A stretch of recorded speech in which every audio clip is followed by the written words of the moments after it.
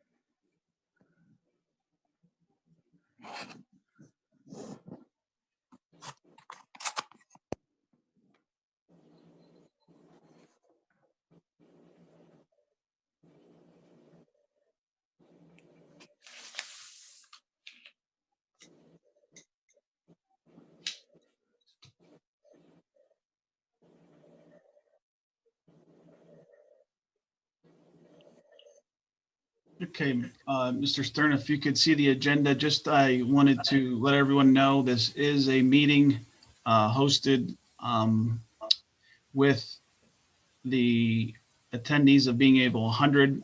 So for the board members who are panelists, there may be some different buttons to press moving forward. And if you can, please too, just to double check your audio and your video. Usually the video is turned off, but you may have to physically do that yourself at this point. So with that, Mr. Stern, I will turn it over to you. Thank you, Mr. Cleaver. We'll start the evening by yes, we did have an executive session at 6:30 p.m. for contract negotiations, legal and personnel issues. Please rise for the Pledge of Allegiance.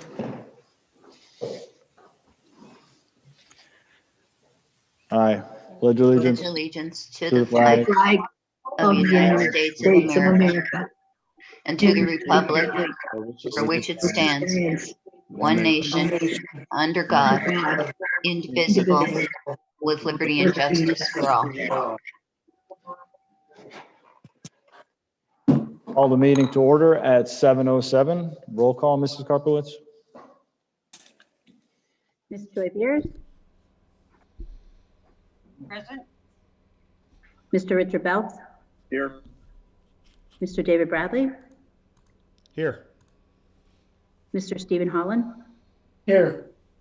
Mrs. Gail Mahalik. Here. Mrs. Rita Spinelli.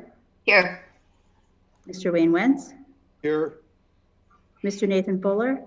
Here. Mr. Larry Stern. Present.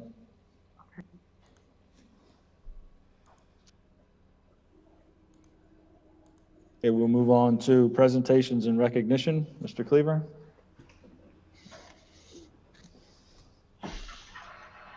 Yes, I will ask, we'll turn it over to Ms. Howland.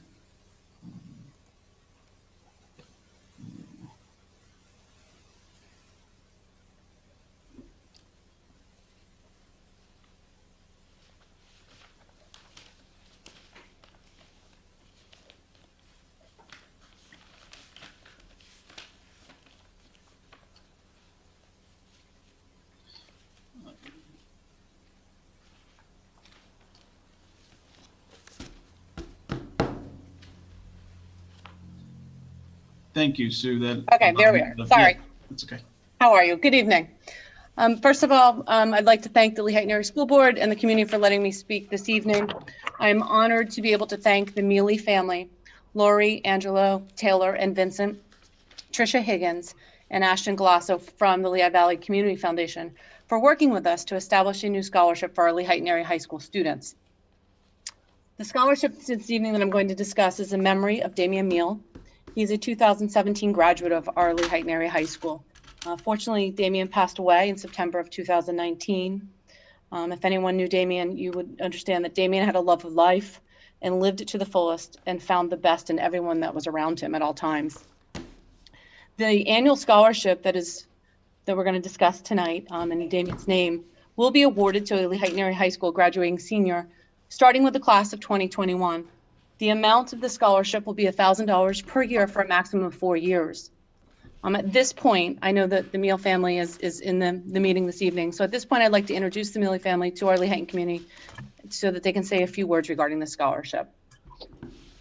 I don't know, Mr. Cleaver, if you see Lori, if she's in the meeting. Yes, if she could raise her hand, that would.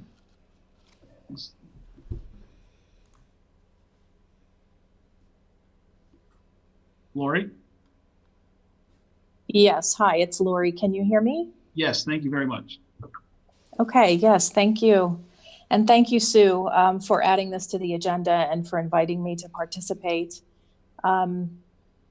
So just quickly, for those who don't know us, my husband Angelo and I have lived in Lehigh for over 30 years. We have 3 kids. Our oldest daughter, Taylor, is 27 now, but she went to St. Peter and Paul and then to Marian Catholic. And then 2 boys, Vincent and Damian, both who transferred into the Lehigh School District in middle school. And they both graduated from the high school, as Sue referenced, Damian most recently in 2017. And both played sports, so they loved to play basketball, baseball, and Damian participated in track and field his senior year. As Sue referenced, we experienced the worst day of our life a little over a year ago on September 15th at 20 years old when Damian was killed in a car accident. Shortly after the accident, we wanted to find a way to honor him and to memorialize him. And we felt like a scholarship fund was the best way to do that. So initially we established what's called a donor advised fund, which was through the Lehigh Valley Community Foundation, which is a 501c3 nonprofit organization with the intent to move that into a scholarship fund one day. So some of you may know that we have actually been trying to have a memorial basketball tournament at the high school for Damian, as well as a basket auction. Unfortunately, that's had to be postponed twice. But despite that, and really through the generosity of so many people, we were able to successfully convert that donor advised fund into a scholarship fund. And it's very important to us to be able to give that out to a senior from the 2021 class. One of the main reasons is because those kids were freshmen when Damian was a senior, and hopefully some of them knew him or knew of his name. So if you don't mind, I'll give you some more specifics around the scholarship, but I'd just like to take a minute to talk about Damian and his traits, because we'd like the recipient of this scholarship to really embody some of these traits that Damian possessed, some of which Sue has referenced. But Damian really valued his family and his friends. He was very loyal to his family and friends. If you knew him or you've seen pictures of him, he had a very infectious smile, and he could be goofy sometimes, but he really enjoyed making other people smile. And he had a dream of one day going into real estate and of eventually becoming an entrepreneur in the business world.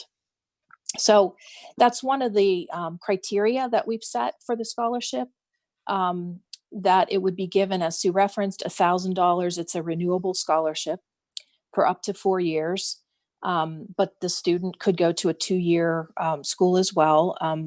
The request would be that they major in business or a related field, and maintain a 2.5 GPA. and also that they are a student athlete, so that they would have played some sport in Lehighton High School for 3 of their 4 years there. We have a great committee that's going to help us to choose who to award the scholarship to.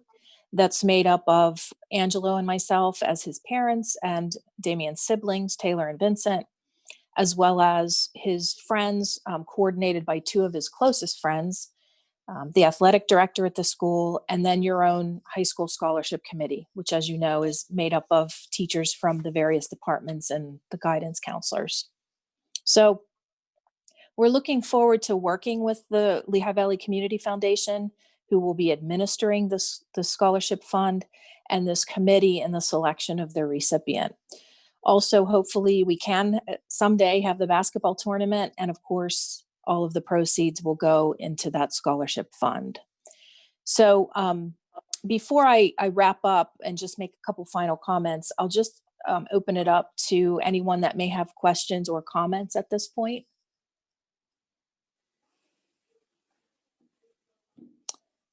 Okay, if not, again, we're just very grateful that we can remember Damien and honor him with this scholarship.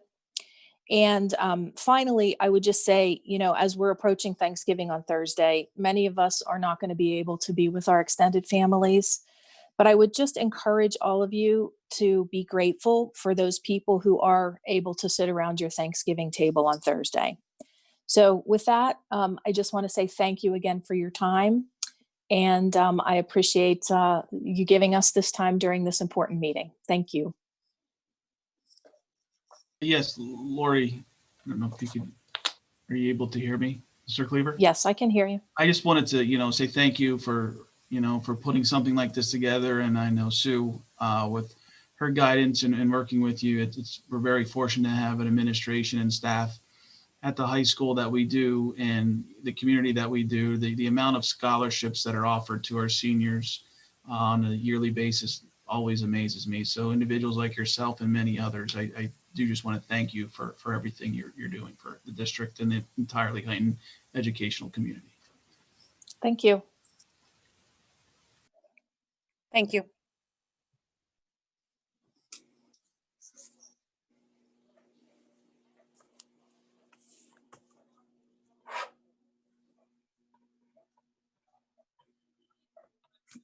Mr. Stern, I'll turn it Yes, back over thank to you you. very much. Yes, thank you very much, Ms. Milley. Appreciate your coming on and explaining, the background of your son and the tragic loss that you have endured and how you like to keep his name in memory of all of us here in the Lehighton community. So thank you very much for joining and presenting this evening. Public comment on agenda, Mrs. Karpowitz. I have Mr. Bradley.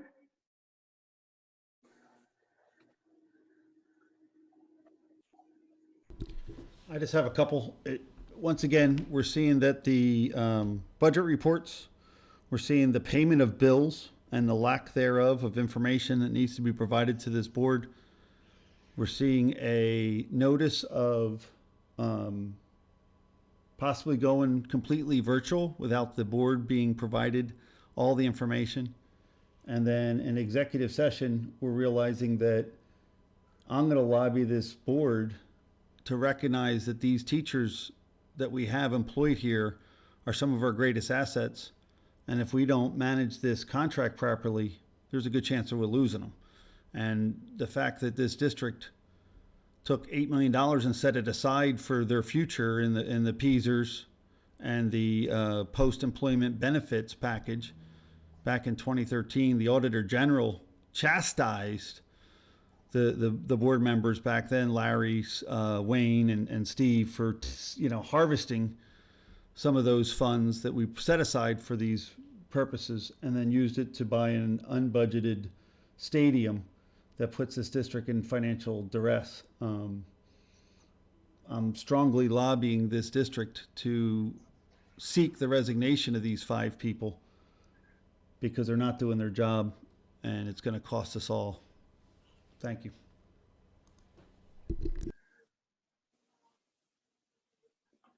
I have Ms. Barbose.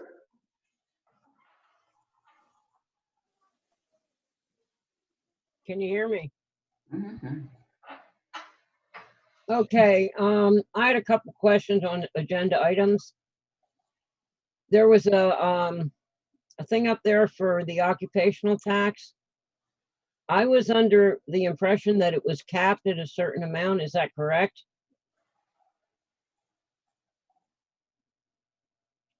Hello? I'm sorry, the occupational tax, Ms. Bose? Yeah. Is there a cap on that? It's based upon the individual. So Just didn't know if there was a cap on, it couldn't be over 5,000 or something along those lines. no, I believe it's all individually based. Okay, so there's no cap on that. With the Chromebook lease agreement, is that $75 per Chromebook for the entire year? That's $75 per book for the remainder of the school year. Yes. Okay, so it's not a monthly fee. No. Okay, next question, why is there no treasurer's report this month?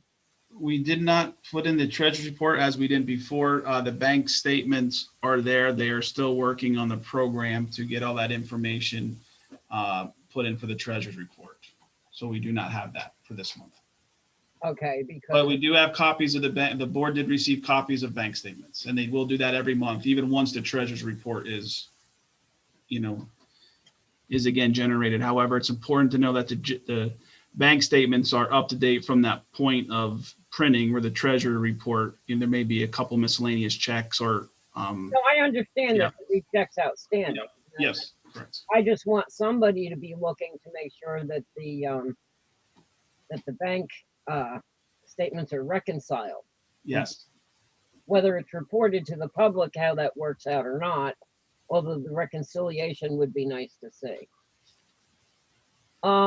Next thing, I went through the budget reports and we seem to be over budget at this point in a number of areas. To a total of $272,831.44. Now, that does not mean that there are areas that are completely over budget. I don't want to read them all, but some were supplies in different areas. The tax assessing collections section was over by $40,000.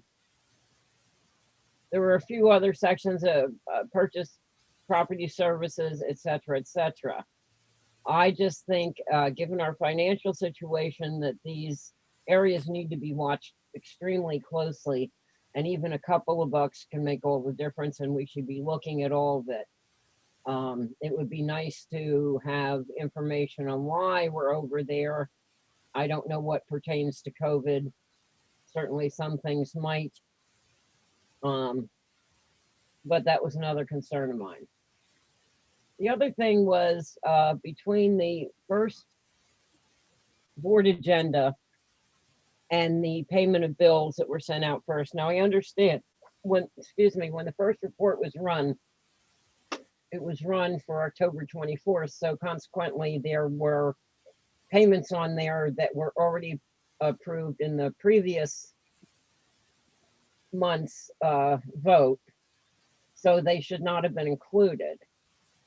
Yes, that is correct. And it didn't start until page 7 was the first page that was available. So there are a number of pages missing from the initial report. My question, or what I question now, is with the revised, both the agenda with the numbers and the payment of bills, a check register, it just doesn't come out right, and I don't know where the issue is. Was it in the previous report that came out the first time, or with the second? It was with the first report. When they ran the report, they went up until the 26th of October, which was the board meeting. No, I So understand that. when we revised the next meeting, so that date should have started on the 27th of October. Right, and when Not- the report was run, it was actually run from the 24th. Yeah. So on the first report, anything that was 26 was already paid prior month in October, and that's why the revision came out. Right, but when I looked at the numbers, I actually looked at the end of the checkbook register where it tells you how many are regular checks, how many are manual checks, etc. And when I subtracted that from the new one, it said the total I got repeatedly, because I did it about 10 times, was 979,773.42 was the difference between the two. However, on the revised agenda, the difference is 985,927.12. So I don't know why there is that discrepancy, and whether it was in the first report that was run that was an error or the second. I think that should be looked at and find out, because we need to trust those numbers that are given. Right. Anything on that new revised report that said the 26th would not be included in this month's. I get that. But when you subtract the totals from the first report, well, when you subtract the totals from the revised report from the first report, you don't get the same number that you get when you add everything up for the revised, the 5,202,000, etc. And so there's a discrepancy of $6,153.70. So it really doesn't matter specifically which report, either the first one or the second one, that money can't be found where it was housed. The thing is, we need to be able to trust the numbers that are given. I would prefer not to have to plug everything into Excel to make sure it's correct, because it would take me hours with the data entry. But I just think it should be looked at to find out why that occurred and maybe correct it in the future. Barb, yeah. This is Rita. I just want to comment. I did send a note into the business office this morning because I did notice a difference in that. I'm not sure, but I asked them to check. I think what probably happened was some bills maybe were added that weren't on the first run, and since they had to redo the run, they may have pulled another day.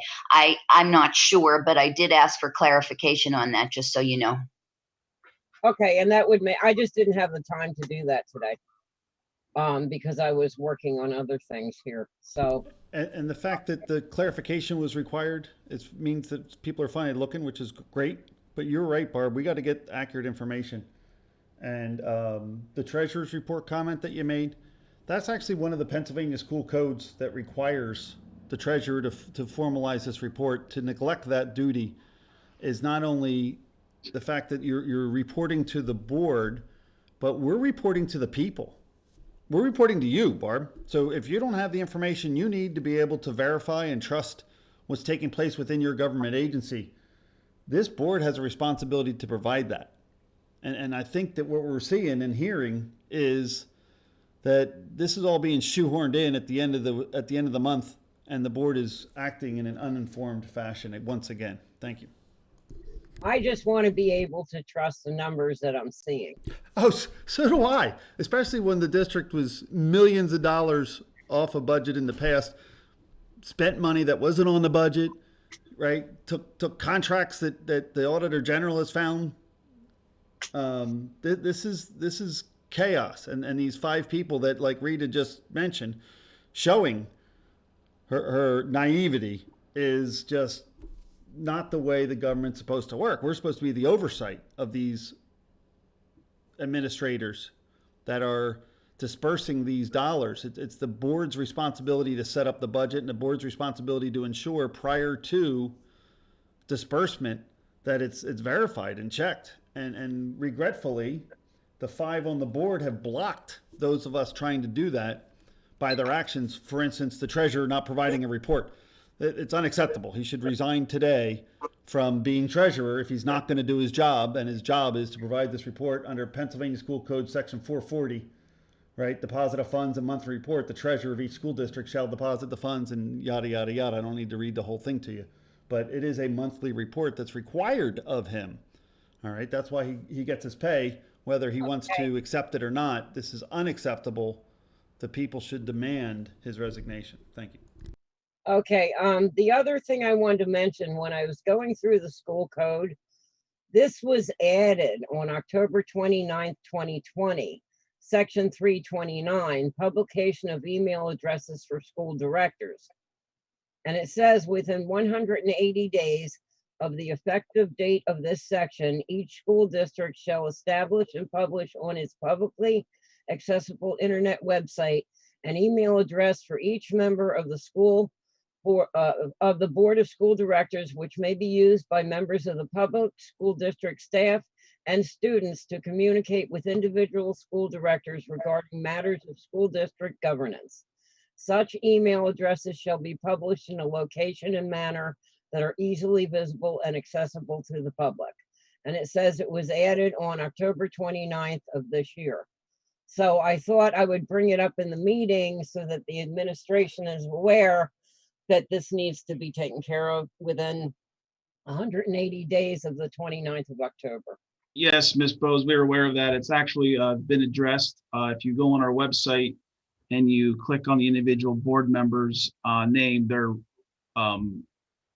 web emails will pop right up for all of them.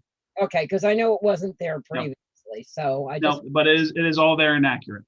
Okay, thank you. And that law was actually a result of things that occurred within Lehighton Area School District for directors that were not acting in the best interest of Mr. the Bradley, community. I don't believe that was the But case. it's a shame, you should, because it's part Okay, of the lack who would of be right to next, know. Mrs. Karpowitz? Mr. Scott Rodriguez.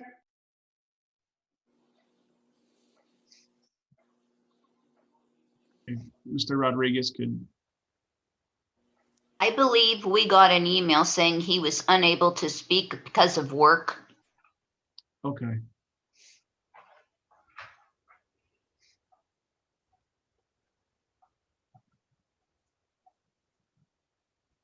Mrs. Karpowitz did notice that that individual is actually on the meeting, but he just might not be able to speak. Okay. If he is, could raise his hand, if he is available to raise his hand.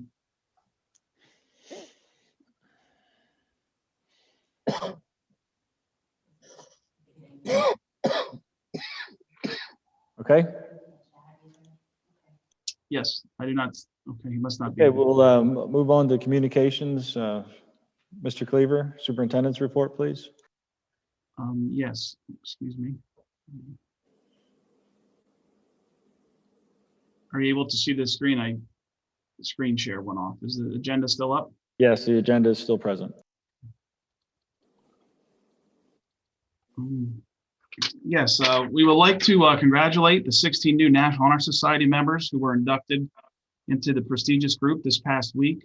I've had a lot of positive comments about the program, and thank you again, Principal Holland, for all her work and dedication, making this a nice evening for those individuals. It's an extraordinary accomplishment, and it's a symbol of their dedication and hard work in the classroom, and also throughout the Lehighton community, because it's not only grades, there's also a part with services and throughout the community, community service, where the individuals took the initiative and worked and helped in areas throughout the community, not only Lehighton, but actually throughout Carbon County.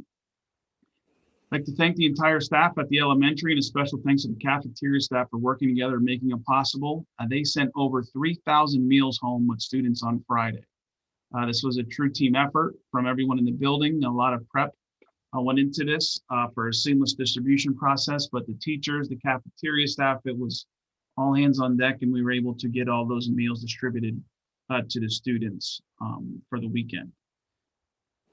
Today, the district conducted a virtual learning day for all students in grades pre-K to 12. All students throughout the district received their instruction at home from our virtual learning platforms. Teachers conducted their instruction in the format that they would utilize in the event the district moves to an all virtual learning model. The purpose of this virtual learning day was to establish a full understanding of the educational environment for our students and staff. This day allowed our staff to determine our students' technology capabilities and work with our parents and guardians to assist in a smooth transition in the event the district moves to a full virtual setting. And just as recently as today, I know I sent out a number of emails that we received regarding the Department of Health's recommendation in PDE. Carbon County superintendents met with the Department of Health and PDE last week, and I did forward the email to the board so they had it to review what that recommendation was from them. And at this point, they are recommending still to go to a virtual or virtual learning model for K-12 because we are in a substantial risk category as a county.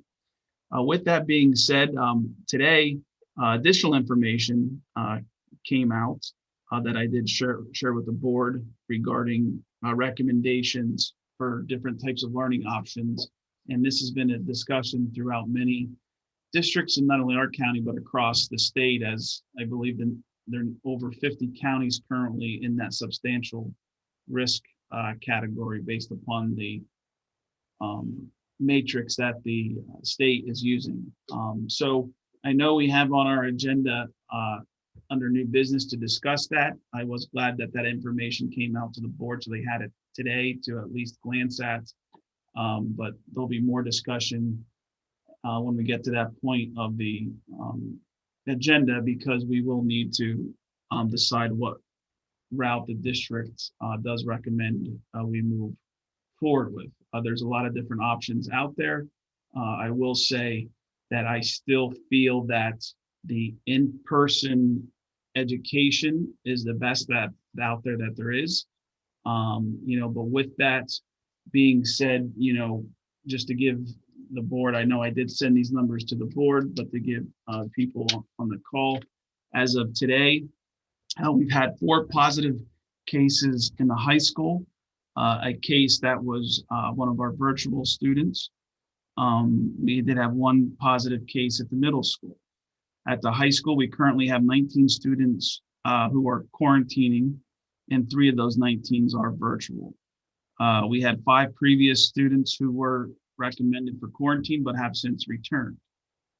At the middle school, we currently have 10 kids that are currently in quarantine, and 3 have previously been quarantined and have now returned. At the elementary center, we currently have 15 students in quarantine. 5 previous have been quarantined but have since returned. As far as staff, we had 11 at one time. Currently, there's still 6 who are quarantined and 5 individuals who were quarantined previously. So it's not just the positive cases for the discussion purposes.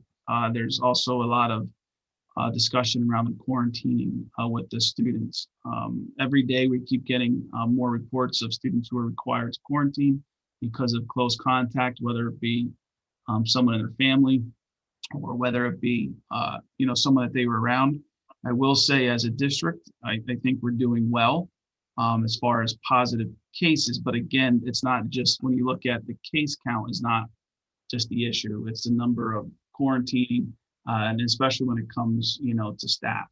Even though our teachers do a great job, I will say, and if we're able to work from home, we're able to try and accommodate that as much as we can, but we still need someone in the classroom, because even though the teachers are working from home, the students may still be in the classroom learning remotely. We still would need someone in there to supervise them. So we're trying to make it work. And again, any decision that we come up with this evening, all I can say is that I strongly feel in-person education by far is, beneficial and the best education for all our students. As you can imagine, the high school, secondary level students can handle the online a little bit easier than the elementary students. But with that being said, I still, feel that, we're still able to get a good educational learning platform out there for all our kids. But I just, wanted to get as much information as I could to the board today, because today we had at least 3 or 4 different scenarios, circumstances presented to us.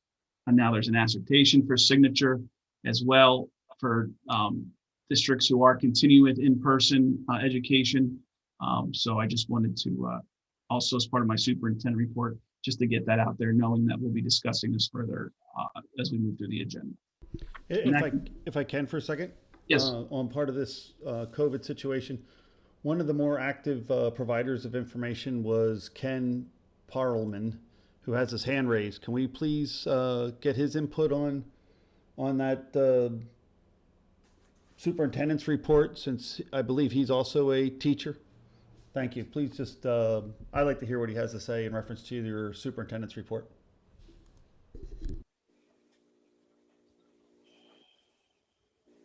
Mr. Parliament? Yes, hi, good evening. Can everybody hear me? Yes. Okay. First of all, I'd like to thank everybody for having me and listening to me tonight. I'd just like to comment on item 13A, which you're referring to right now, the shifting to a virtual platform for learning. I recently sent the emails to the board to help them stay informed prior to casting a vote for tonight's agenda. I have complete trust in the local decision-making of our board, but I feel that it's my civic responsibility to ensure that they receive all important information. I want to first thank the board, the district administration, and staff for preparing and for their preparation leading to this school year and the implementation of a well-thought-out plan. While other districts went a different direction, you did an amazing job of hearing our constituents and providing offerings that meet the needs and wants for our children. Up to this point, your plan has met our needs and most importantly, kept our children safe. We've had no cases of COVID at our elementary schools and a few cases at the other buildings, as you just previously mentioned. It's been no different from other districts that started the year either completely virtual or in a hybrid model. As far as I'm aware, none of the cases within the district, I think you just said this, resulted in transmission from within our buildings. That is correct, sir. The board, administration, and staff, deserve the highest compliments for these results. This data proves that your plan is effective and that our schools are safe. So thank you very much for putting that together and all the time and effort you put into that. In addition, the Governor's Coalition, which you just mentioned, of the Northeast states, our governor included, and the CDC have spoken out in support of keeping schools open. Just this afternoon, as you mentioned, 2 p.m., Governor Wolf, Secretary Levine, they held a press conference to discuss the topic we're voting on and came up with the same thing. They mentioned that, just as we anticipated, that they place full control in the local decision makers, which are you, the board. They did add a few requirements to the order, and you just mentioned these too, like the idea of requiring us to follow all previous mandates, which we've been following since the opening of schools. The only other requirement was the attestation form prior to Monday, November 30th, which ensures that we're following the mandates, which again, because of your hard work and foresight, we're already in compliance, and we have been since the beginning of the school year. Recently, everyone has been talking about the rise in cases and has been discussing the arbitrary thresholds put forth by the state, which were intended to help districts determine appropriate modes of instruction. We recently heard a lot of talk about districts in PA shifting to the substantial range. Although several of our neighboring districts have already made that decision to shift fully to the remote models, schools in other nearby counties are remaining open, even though their counts are much higher than ours. Recently, we've seen a tremendous uptick in cases from our local nursing homes. These cases have quickly increased our numbers and have directly affected our community case count. These cases had a tremendous impact on shifting us into the substantial range. While I remain empathetic to those affected and their families, and I'm hopeful that nursing homes are doing all that they can to keep our citizens safe, I don't see a direct correlation between these cases and whether kids stay in school or not. Hence why the thresholds are arbitrary. I'm asking tonight that our board continue to think independently to those around us. Please don't be influenced by the decisions of neighboring districts, but instead use our own data, which is readily available, to make an informed decision. Do what's best for our learners and their families and continue to provide them with choice. Thank you.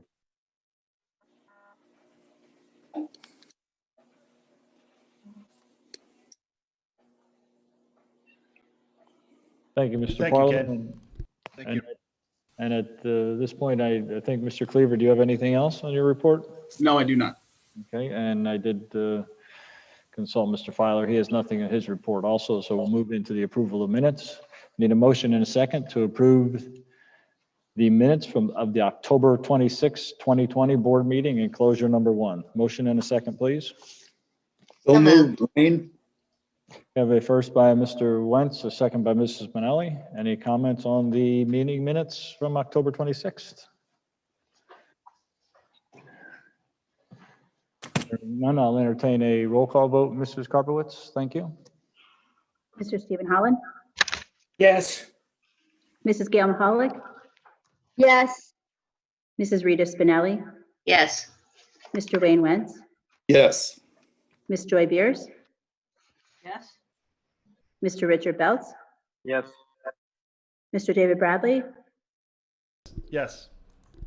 Mr. Nathan Foeller, Yes. Mr. Larry Stern. 9 yeses, no. Motion carried. We'll move on to item B. I need a motion and a second to approve the minutes of the November 2nd, 2020 special board meeting, enclosure number 2. Motion and a second, please. So moved by Nathan. Second, Rita.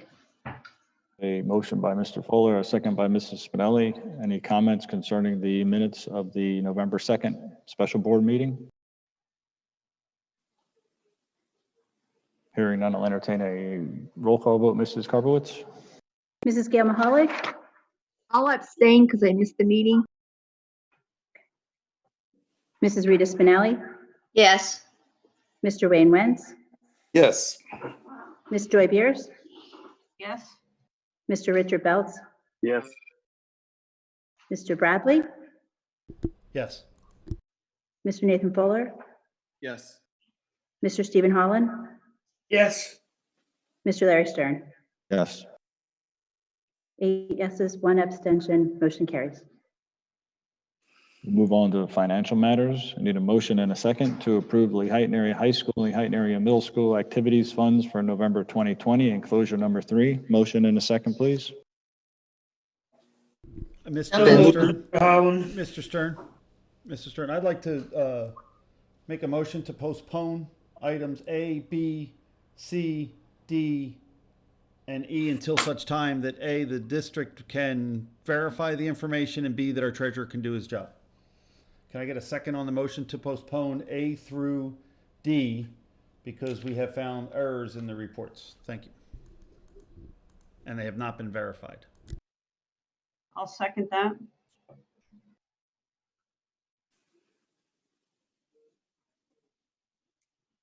So I have a motion and a second to table financial matters.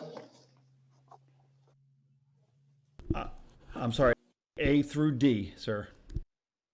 Thank you. I have a motion and a second to table financial matters A through D. Any comments from the board on that particular motion? This is Nathan. Mr. Bradley keeps bringing up the treasurer's responsibility to provide some reports, and he's referencing school code that's almost 70 years old. And the passage he read earlier in our meeting also states that I, the treasurer, should be making all the bank deposits and everything. Simply not how schools operate in today's day and age with the business office that we have. So I just wanted to clarify that. I also want to clarify that verification of certain things does not mean we can't pay the bills. Mr. Fuller, are you implying that the Pennsylvania School Code is not the authority to which we gain our authority and therefore can be ignored or neglected? Mr. Bradley, I'm not implying anything. I'm stating that there are parts of the school code that are now obsolete. And if you were to ask our attorney, you would find that much of that, I believe, is reflected in current case law.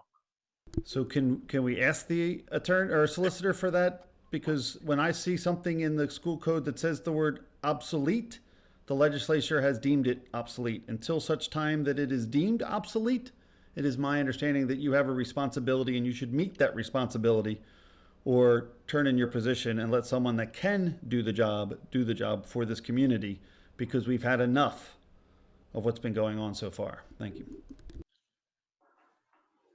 The statute you referenced says it must provide a list.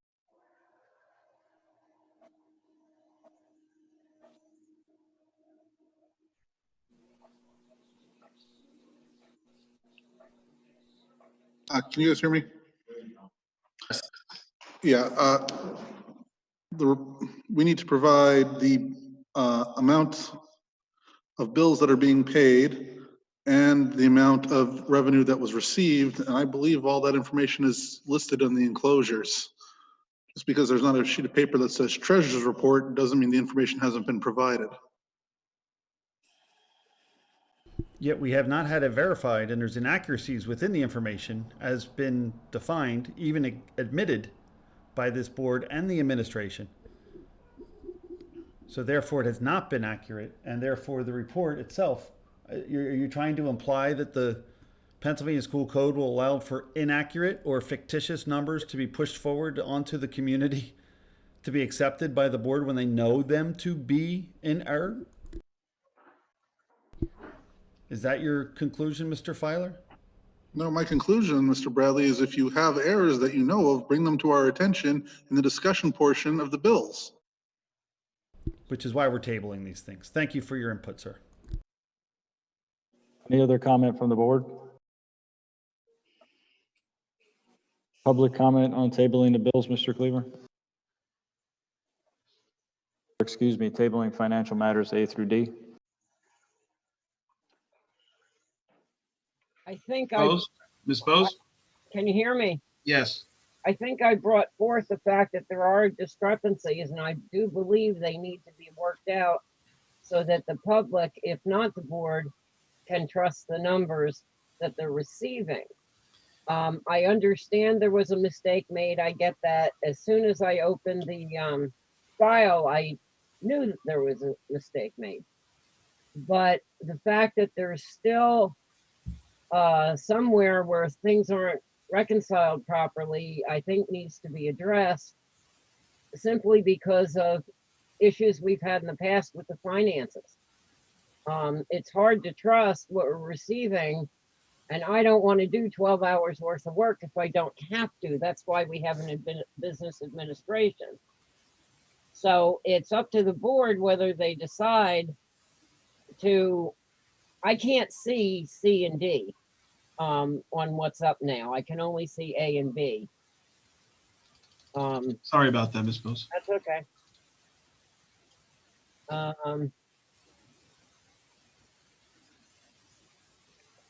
I'm not sure that I would agree with tabling C or A. As far as D, I'm kind of have no opinion on that, except it would be much easier instead of having the revenue and the expense reports in the same file to put them into separate files. It's a little easier for most people to understand better that way. I don't have an issue with it, but I have had other people comment that they don't know where one leaves off and another begins.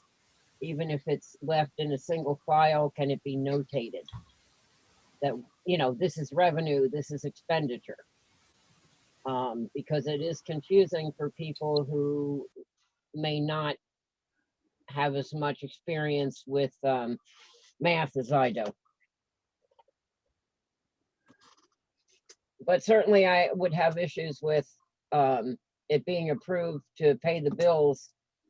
I know $6,000 isn't a lot, but it's still a mistake, and it's somewhere and it should be found. That's all I have.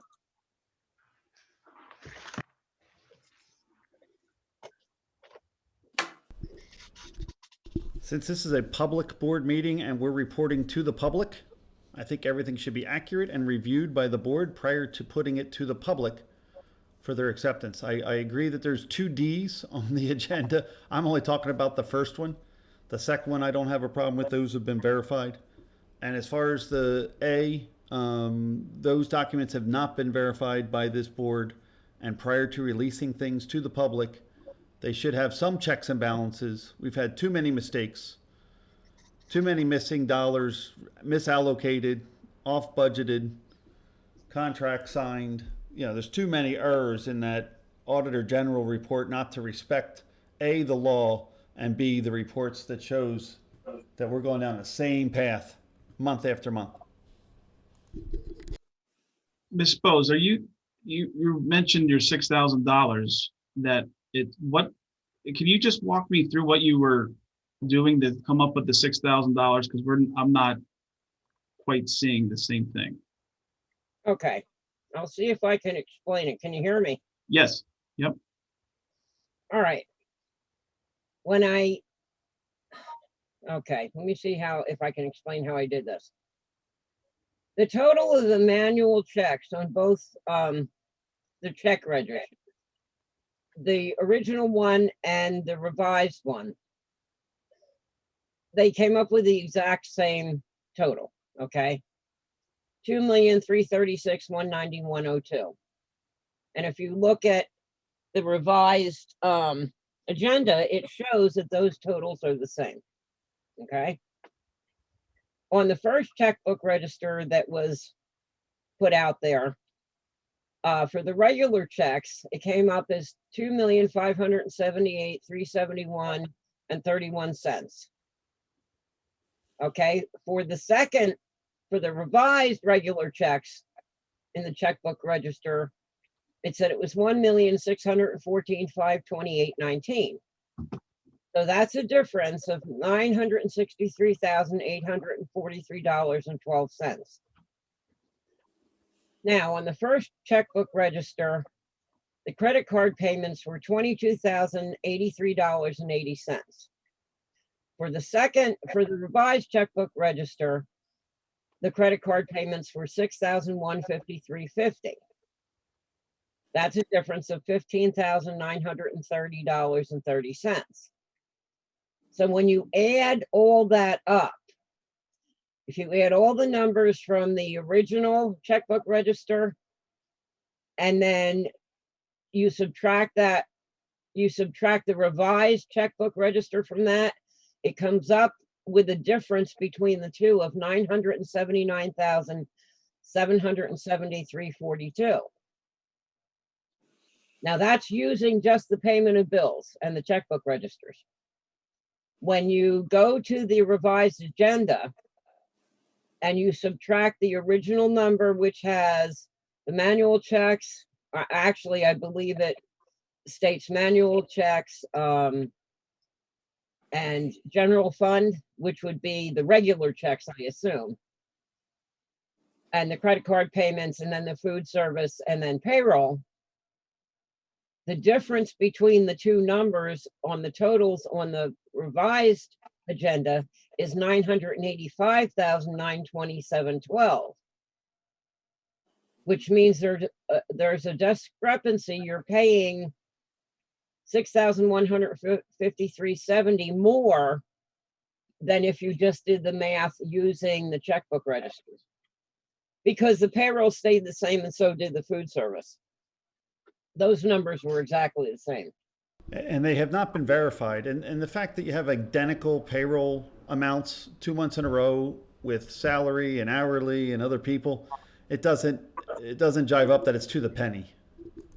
It's not 2 months in a row. It's for just this month. I also thought it was Ms. Bose, are you at the report you're looking on page 22? There's I'm looking at it now. I can bring it up.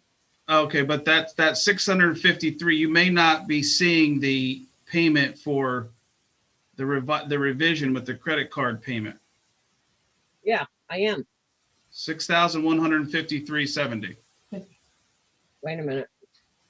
I'm bringing it up on my screen. That's wrong file.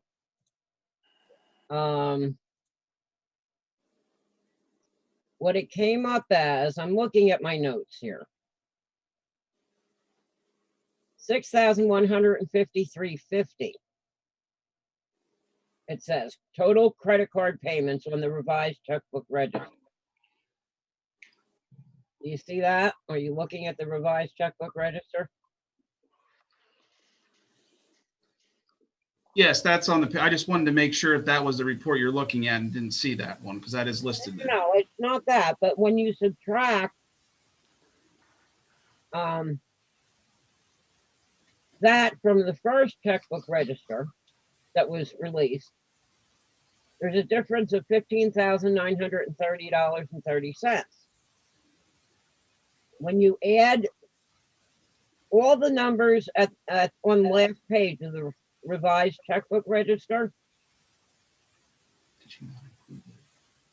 and you subtract it from all the numbers on the final page of the original checkbook register, you see that it's a discrepancy of $979,773.42.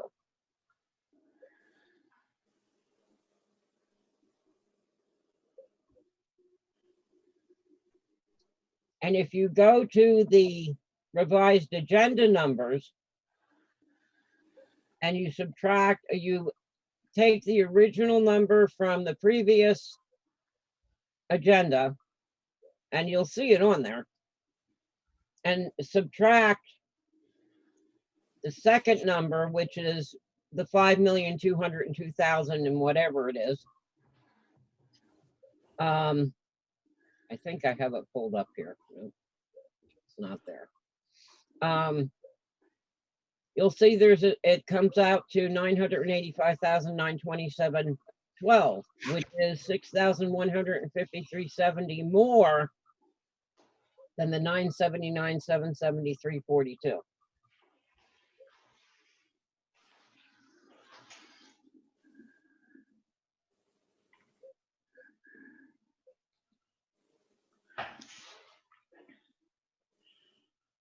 Now, I went through a number of hours today using the previous month's payment of bills to find all of the 1026 payments. And I missed a couple, evidently. My concern is that when that report was run, it was also run on the food service bill, even though it's separate, because I believe that was around $15,000 and something. I have it written down somewhere.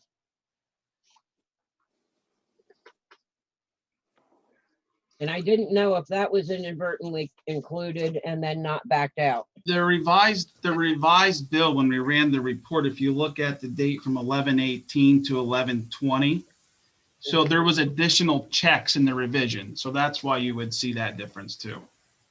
Because there was, so if you look at the report, when the original one came out for 11/18, so we're going off the 11/20. So there was 2 days of business activity that took place for that revised report. And that, does it come out to 6,153.70? And the report we have is November 23rd, sir. Right. I would imagine that would have been on the original. Right, the report that you have that was sent as part of the board agenda in their package should be 11/20 of 20 at 12:32. So you got that on Friday when we sent that notification out of the revision. So the revision was Friday. I don't know the report that you're referring to, 11/23.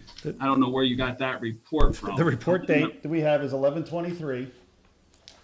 That's 27 to 11/23. Correct. And on the 11/23. Right, I'm talking at the bottom when the report was run was 11/20. Now we have 11/18 at that's the old one. 1:53 That is the old p.m. one. That's what we were provided as a board member, and it also shows 11/23 is the date. No, you got both, and they were revised. so So did that was you where have- the discrepancy is. Correct, So they but were do you revised also- reports. So the reports that you're looking at now for payment of bills would be from that one that we revised on Friday. Then why does the check register for the payroll account show that 41 debits were taken out for $1.2 million, and you have this slush fund, as I call it, under payroll that's only 1.18 I'm not sure what you're million referring dollars. to. Your payroll account shows 1.1870991, and it's just a slush fund. It's $1 amount. We have no idea who these checks went to or who's getting this $1.18 million, or what it was for, or whether or not they were actually employees or not. And yet your payroll account is identified as a payroll account. I just wanted to clarify the question, Ms. Bosa. Let me finish. So the payroll, Now, the wait a payroll minute. account. I just pulled up what I pulled off of the district website, and it says it was run on 11/20. Yes, that is correct. Okay. So the original report was from the 18th. Okay, wait a minute. I'll pull that up right now. And then this one that we're referring to, the one that we're voting on now, is the report from 11/20.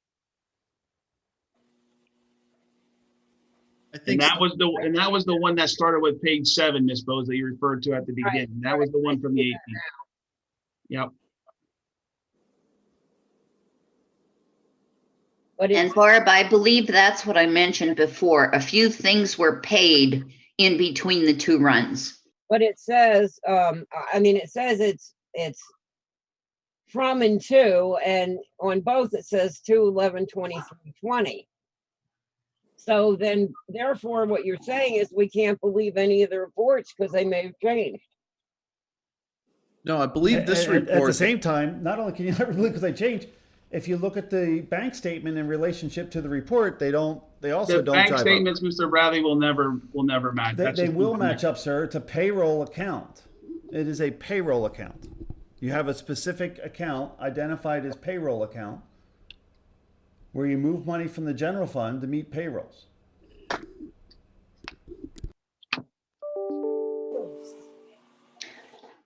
I see a confusion here on a lot of things, but my personal feeling here is I looked at this, I saw this, I saw extra things were done. I know there was a difference in the check run, and a payroll account, whatever you call it, is just like any other account. If certain checks aren't back yet, it's not going to match exactly what's on there. So as far as I'm concerned, we need to move on. Either vote yes to table or no to table, and then bring up the bills. This is enough. But Rita, a treasurer and a I don't want to hear it, David. I know you don't want to hear us, but you're going to have to listen. It's part of the job. A treasurer's report, when you have a discrepancy, as you're saying, which would be open checks, would be part of the reconciliation. So when you do a balancing of, when you act as a treasurer and you balance the books, you're going to identify what checks are still open, and then therefore you'd have a reconciliation report. The lack thereof by this board insisting that our administration files accurate reports so that they can be verified is an error of judgment in this government and has caused great financial duress, because people should not rubber stamp and blindly trust those that receive the funds without some oversight. It's pretty straightforward. If we do our job and we instruct them what to do as our subordinates, they will do it, they will be accurate, they will be verifiable, and we can move on with this meeting. Right now, you cannot have that. You do not have that, and it has been proven as such, and you know that you don't have it. But your blind trust is just naive, and it's caused this district great harm. Please resign. And I just want to reference the revision to make sure we're all looking at the 1120.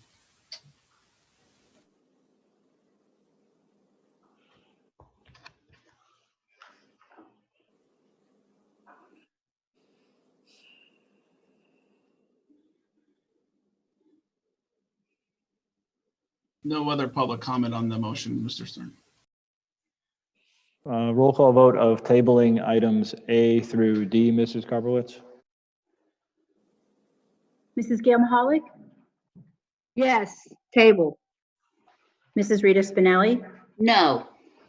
Mr. Wayne Wentz, No. Ms. Joy Beers, Yes. Mr. Richard Beltz, Yes. Mr. David Bradley, Yes, of course we have to table. Mr. Nathan Foeller, No to table, but with the request that I would just like our business office to double check the report. I believe the explanation was given that additional checks were written between the time the two reports were pulled. That looks to be correct to me also. I'd like to just have them double check it.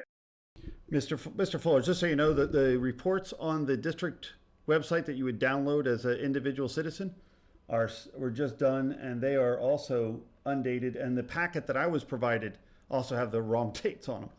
If he's telling me that, if you're going to try to believe this guy, that he's trying to say that there's other sets of reports out there, that would be. Mr. Stephen Harlan, That's the reports. There's an incorrect one and a correct one. I have both right here. No. Mr. Larry Stern. No to table.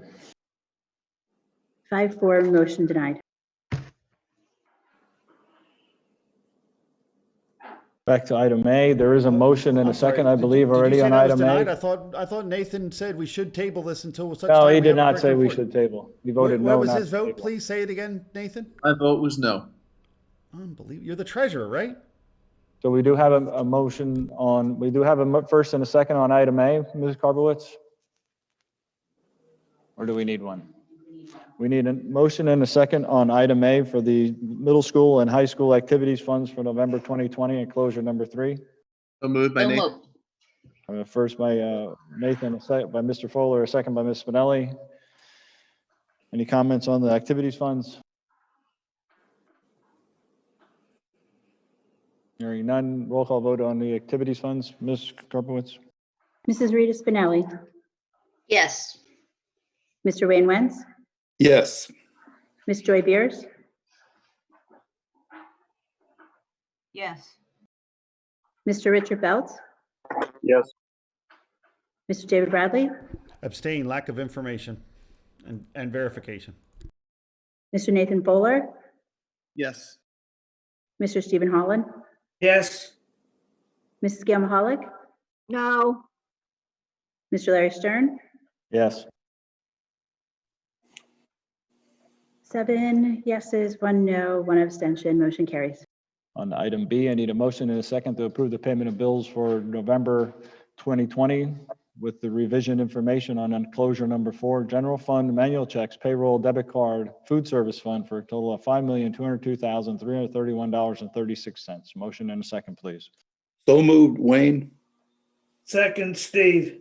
I have a motion by Mr. Wentz, a second by Mr. Holland. Any further comments on payment of bills? I still believe the reports are inaccurate, and for this board to move forward with paying bills with an inaccurate report, and I just downloaded the same report that you're saying that's still inaccurate to the public, and our job is to report to the public. You guys are out of control. You should follow the law. You should provide the checks and balances, and you should not blind trust and rubber stamp an administration for millions of dollars when you don't even have an accurate payroll report. Thank you. Any further comment? Hearing none, I'll go for roll call vote on the payment of bills. Mrs. Karpowitz? Mr. Wayne Wentz, Yes. Ms. Joy Beers, No. Mr. Richard Belts, No. Mr. David Bradley, Abstain for lack of information. Mr. Nathan Fuller, Yes. Mr. Stephen Holland, Yes. Mrs. Gail Mahalik, No. Mrs. Rita Spinelli, Yes. Mr. Larry Stern. Yes. 5 yes, 3 no. I 1 move for the abstention. immediate removal, Motion excuse me. carries. I move for the immediate removal of Larry Stern as president and Nathan Fuller as treasurer due to the lack of trust we have in the ability for this administration to provide reports. Can I get You a may second bring on that that up under motion, new please? business, Mr. Bradley. Can I get a second on that motion, You can please? bring it up under new business, Mr. Bradley. I'm bringing it up Item now C. because you A have just motion and a proven- second to make the following you have transfers from the proven that general you fund have- to the are food service untrustworthy. fund as per the reimbursements from the Commonwealth of $273.80 in August 2020, $60,013.61 for September 2020, and $94,553 for October 2020. I need a motion and a second, please. So moved, Steve. Second, Wayne. I have a motion by Mr. Holland, a second by Mr. Wentz on item C. Any comment from the board on item C? Again, the lack of information provided to this board that can be verified to ensure that we have oversight, checks and balances, and not a rubber stamping blind trust that is being provided, railroaded really, to this community. It's atrocious. Mr. Bradley, in the reports that you get from the bank, you'll see the amounts coming from the state regarding reimbursement for food services. And as we said last month, that you'll begin to see these as far as transfers instead of waiting till the very end, doing these month to month. So you are able to verify those. Thank you. And one more time, this came from our administration, and our treasurer did not verify these things and provide it to our board. And therefore, when you look at this bank statement that shows these dollar amounts, they should be verified. You need to verify this stuff, guys. So You someone from the- you cannot have unreconciled accounts be provided to a board of directors that provide oversight. You just can't do it, guys. You can't have unreconciled accounts. Mr. Bradley, the information on the bank statements is not adjusted at all by the school district. That information comes directly from the bank. We agree that the bank statement does. Where's the reconciliation, sir?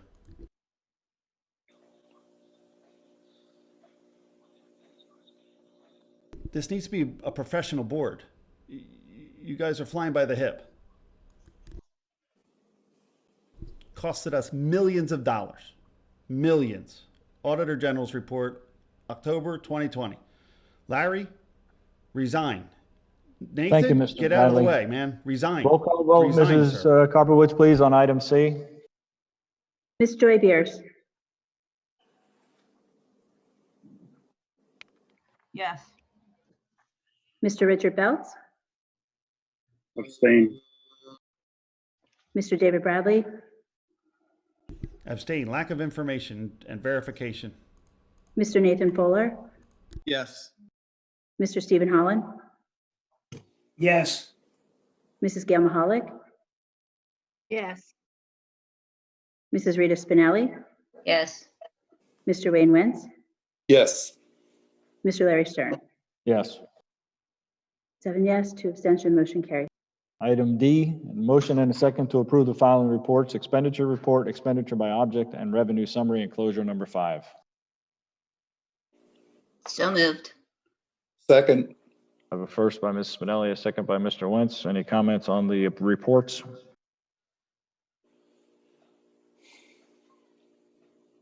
Hearing none, roll call vote. Mrs. Karpowicz? Mr. Richard Belts, Yes. Mr. David Bradley, No, the reports are untrustworthy, and they should be fixed prior to it being on this board's agenda. Mr. Nathan Foeller, Yes. Mr. Stephen Holland, Yes. Mrs. Gail Mahalik, No. Mrs. Rita Spinelli, Yes. Mr. Wayne Wentz, Yes. Ms. Joy Beers, No. Mr. Larry Stern. Yes. 6-3, motion carries.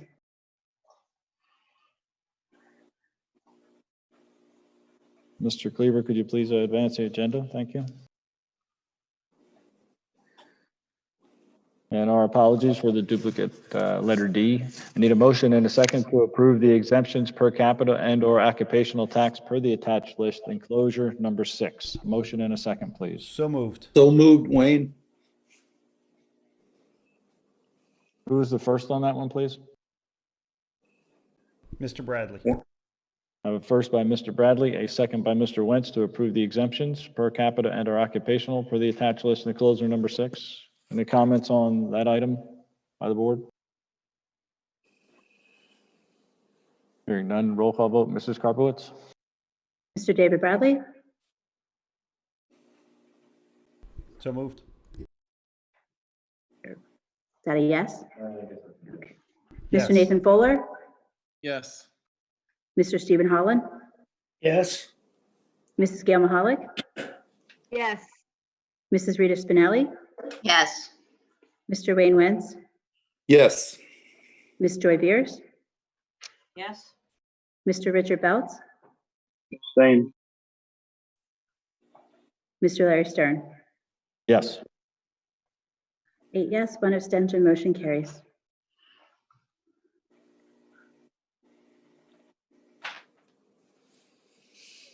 On to item E, I need a motion and a second to refund the following occupational taxes for the year 2019, items 1 through 3. Again, I need a motion and a second, please. So moved, Wayne. Second. Steve. I have a first by Mr. Wentz, a second by Mr. Foeller, I believe. Any comments on the refunding of the per capita payments or occupational payments for those years mentioned?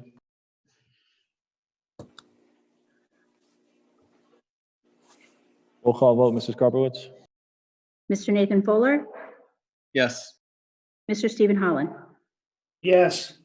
Mrs. Gail Mahalik, Yes. Mrs. Rita Spinelli, Yes. Mr. Wayne Wentz, Yes. Ms. Joy Beers, Yes. Mr. Richard Belts, Yes. Mr. David Bradley, Yes. Mr. Larry Stern. Yes. 9-0, motion carries. On to item F, need a motion and a second to approve the occupation tax assessment changes per the attached list enclosure number 7. So moved. Second by Nathan. I have a first by Mrs. Spinelli, a second by Mr. Foeller. Any comments on the assessment changes per the attached list enclosure number 7? Hearing none, roll call vote. Mrs. Karpowitz, please. Mr. Stephen Holland, Yes. Mrs. Gail Mahalik, Yes. Mrs. Rita Spinelli, Yes. Mr. Wayne Wenz, Yes. Ms. Joy Beers, Yes. Mr. Richard Belts, Abstain. Mr. David Bradley, Yes. Mr. Nathan Fuller, Yes. Mr. Larry Stern. Yes. 8 yes, 1 abstention, motion carries. On to item G, I need a motion and a second to approve the Communication System Incorporated Service Support Agreement with Lehigh Area School District for the 2021 school year at a cost of $21,603, funded through the Buildings and Grounds and Technology Departments upon recommendation by the Buildings and Grounds Committee, enclosure number 8. I need a motion and a second, please. So moved. I have a first by Mr. Wentz, a second by Mr. Holland on item G. Any questions or comments on item G? Did we add cameras for the entrance and egress of the I'll call it the stadium, whatever it is, that the locker rooms? The field house, your question? Yeah, I guess we'll call it the field house. My apologies. Yeah, do we add cameras for the entrance There and is video egress of the field surveillance house? over there, Mr. Bradley, yes. I'm sorry, say that one more time, sir. There is video surveillance over there, cameras. But does it ensure that we know who's going in and out of that building? It does have cameras to see who is going in and out of the entrances in the front and also in the back. Thank you. Were they added this year, or were they on there before? They were part of the original project.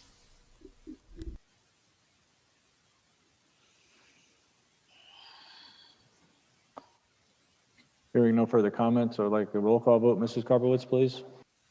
Mrs. Gail Mahalik, Yes. Mrs. Rita Spinelli, Yes. Mr. Wayne Wentz, Yes. Ms. Joy Beers, Yes. Mr. Richard Belts, Yes. Mr. David Bradley, Yes. Mr. Nathan Fuller, Yes. Mr. Stephen Holland, Yes. Mr. Larry Stern. Yes. 9-0, motion carries. On to item H, need a motion and a second to approve the Overdrive Consortium Agreement with the Carbon Lehigh IU number 21 and the Lehigh Area School District for the 2021 school year at a cost not to exceed $2,000, funded through the technology grant, enclosure number 9.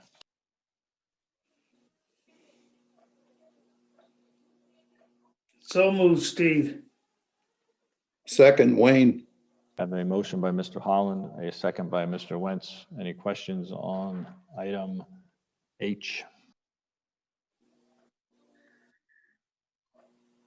Hearing none, roll call vote. Mrs. Karpowitz, please. Mrs. Rita Spinelli, Yes. Mr. Wayne Wentz, Yes. Ms. Joy Beers, Yes. Mr. Richard Belts, Yes. Mr. David Bradley, Yes. Mr. Nathan Fuller, Yes. Mr. Stephen Holland, Yes. Mrs. Gail Mahalik, Yes. Mr. Larry Stern. Yes. 9-0, motion carries. Mr. Cleaver, if you'd please advance the agenda, thank you.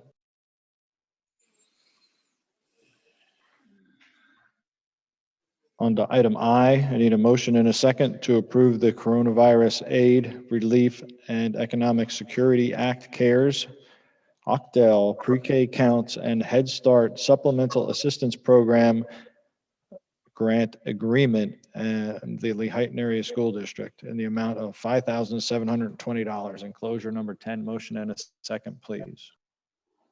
So moved, Wayne.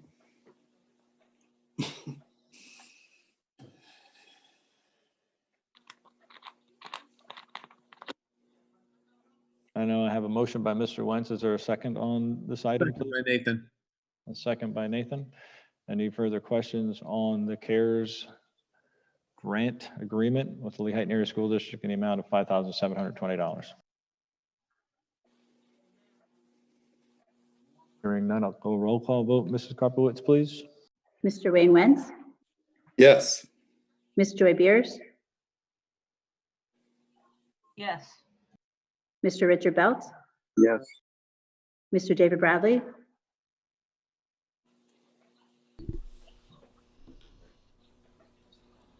Mr. David Bradley, Yes. Mr. Nathan Foeller, Yes. Mr. Stephen Holland, Yes. Mrs. Gail Mahalik, Yes. Mrs. Rita Spinelli, Yes. Mr. Larry Stern. Yes. 9-0, motion carries. On to item J. I need a motion and a second to approve the affiliation agreement between the Lehighton Area School District and Lincoln Technology Institute for the purposes of providing experiential learning for the education students for the 2021 school year. We need a motion and a second, please. So moved, Steve. This is Nathan. I'll second. Okay, I have a first by Mr. Holland, a second by Mr. Foeller. Any questions on this agreement with the Lincoln Technical Institute and experiential learning opportunities for the students?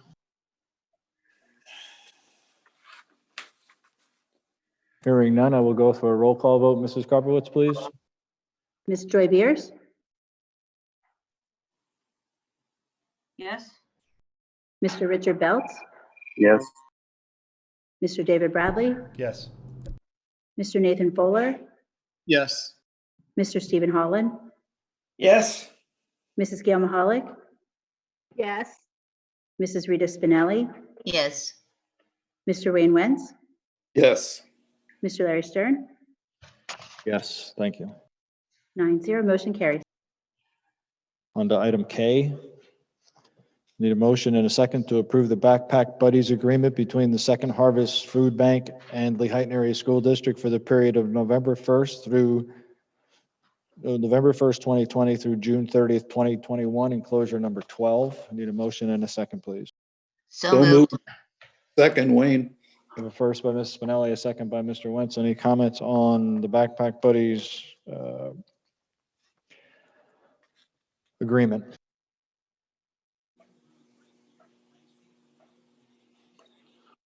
All I'd like to say is it's a fabulous program that has been started here in our district to help all the students and their families. So roll call vote, Mrs. Carpenter.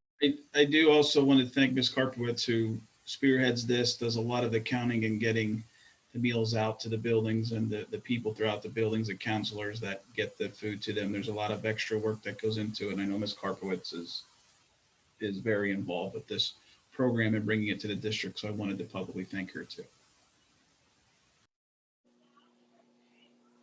Mr. Richard Beltz, Yes. Mr. David Bradley, Yes. Mr. Nathan Fuller, Yes. Mr. Stephen Holland, Yes. Mrs. Gail Mahalik, Yes. Mrs. Rita Spinelli, Yes. Mr. Wayne Wentz, Yes. Ms. Joy Beers, Yes. Mr. Larry Stern. Yes. 9-0, motion carries. On to item L. I need a motion and a second to approve the agreement between Lehigh Carbon Community College Shine after school program and the Lehighton Area School District enclosure number 13. Need a motion and a second, please. So moved, Wayne. Second by Nathan. I have a first by Mr. Wentz, a second by Mr. Foeller. Is there any questions on the agreement between the Lehighton Area School District and the LCIC concerning the Shine after school program? Hearing none, I'll call for roll call vote. Mrs. Karpowitz? Mr. David Bradley, So moved, yes. Mr. Nathan Foeller, Yes. Mr. Stephen Holland, Yes. Mrs. Gail Mahalik, Yes. Mrs. Rita Spinelli, Yes. Mr. Wayne Wentz, Yes. Mrs. Joy Beers, Yes. Mr. Richard Belts, Yes. Mr. Larry Stern, Yes. 9-0, motion carries. On to item M, I need a motion and a second to accept the donation of school supplies from Walmart valued at over $10,000 to Lehighton Area Elementary Center, Lehighton Elementary Center for the 2021 school year. School supplies provided by Walmart include pencils, notebooks, bowlers, glue sticks, bottle glue, highlighters, dry erase markers, activity books, binders, pens, colored pencils, book covers, and crayons. Items were shared with all the staff and students, grades pre-K through 5. I need a motion and a second, please. So moved, Wayne. Second, Steve. I have a motion by Mr. Wentz, a second by Mr. Holland to accept the donation. Any questions or comments from the board? I would just like to thank Walmart very much for their generosity. Yes, same here.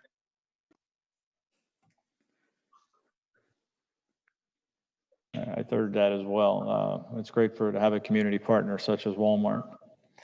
Roll call vote, Mrs. Karpowitz, please. Mr. Nathan Fuller, Yes. Mr. Stephen Holland, Yes. Mrs. Gail Mahalik, Yes.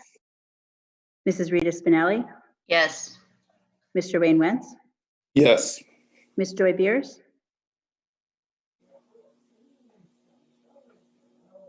Ms. Joy Beers, Mr. Richard Belts, Yes.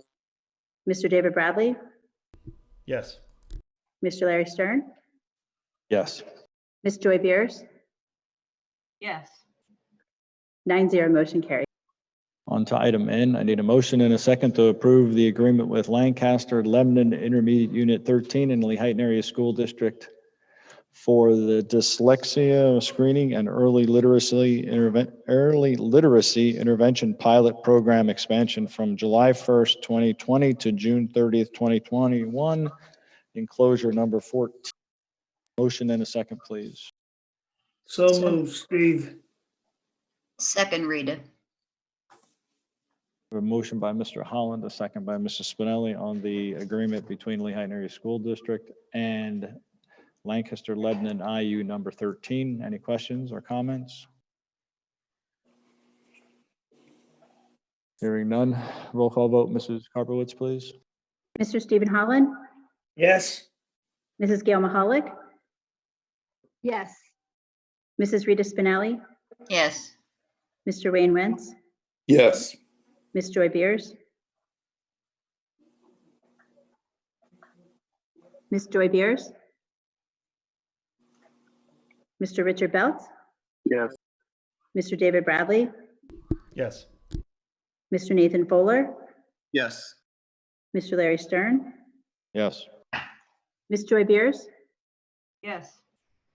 9-0, motion carries. On to item O, I need a motion and a second to approve the Chromebook lease agreement with the Carbon Lehigh IU and Lehighton Area School District effective December 1st, 2020 through June 30th, 2021 at a cost of $75 per device, enclosure number 15. Motion and a second, please. So moved. Second. A first by Mrs. Spinelli, a second by Mr. Wentz. Any question on the agreement between Lehighton Area School District and the Carbon Lehigh Intermediate Unit? Hearing none, I'll call for roll call vote. Mrs. Karpowitz? Mrs. Gail Mahalik, Yes. Mrs. Rita Spinelli, Yes. Mr. Wayne Wentz, Yes. Ms. Joy Beers, Yes. Mr. Richard Belts, Yes. Mr. David Bradley, Yes. Mr. Nathan Fuller, Yes. Mr. Stephen Holland, Yes. Mr. Larry Stern. Yes. 9-0, motion carries. Under personnel, item A, I need a motion and a second to approve the attached employment contract for Edward Rarick for the position of business administrator, effective date to be determined through June 30th, 2024, pending clearances, closure number 16. Motion and a moved. second, please. Second by Nathan. First by Ms. Spinelli, a second by Mr. Foeller.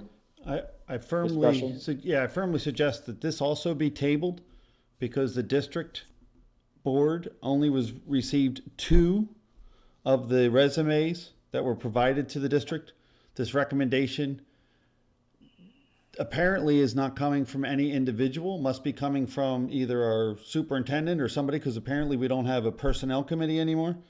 And the lack of transparency in hiring of this very critical position needs to be done effectively by a board of directors, not as a bunch of rubber stampers, not as a bunch of people blinding trust. We should at least look at all the resumes of the people that have been applied for this job, and most importantly, found out if anyone from within our district applied for this position, as far as current employees. And are we developing a system where that we can hire from within so that we don't have such a gap in the future? Now, did anyone else get any other resumes other than the 2 that we were provided? Mr. Bradley, the only information the board got was the information you were provided and also the questions that were being asked of the 2 individuals who were interviewed. And the board had the opportunity to observe both interviews via Zoom. Yeah, but Mr. Cleaver, I greatly respect your attempts at what you're trying to do here, but you're untrustworthy. So the problem is the board did not ask the questions, the board did not create those questions, and the questions that the board requested to be asked, whereas I agree that they can be vetted by the solicitor to ensure that they don't violate any EOE, equal opportunity employment issues, they should be able to be asked by this board. We're the ones doing the hiring, as you see right here on this agenda item. You are not hiring this person. You can recommend hiring a person, but ultimately the responsibility is to the board, the accountability is to the board, and we should be transparent to our constituents. This lack of understanding from a government level is asinine. It's just not appropriate. We're one of the largest employers in the county, and you guys have this blind trust rubber stamping thing going on where the board that's actually providing the hiring isn't answering the questions, isn't reviewing all the applicants, and trying to pick the best of all the applicants, not just the 1 or 2 that you provided to us. And once again, during that period to which they were witnessing, I don't believe all the board members were present, nor can we know for a fact, because the way that in which that meeting was held, you did not identify who was in the room or not in the room. That's inappropriate just on its face. I think this should be tabled.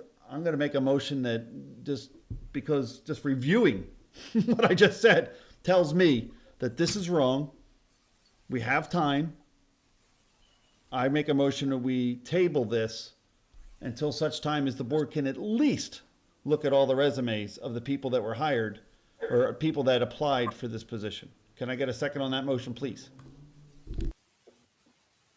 I'll second that, Mr. Rusty.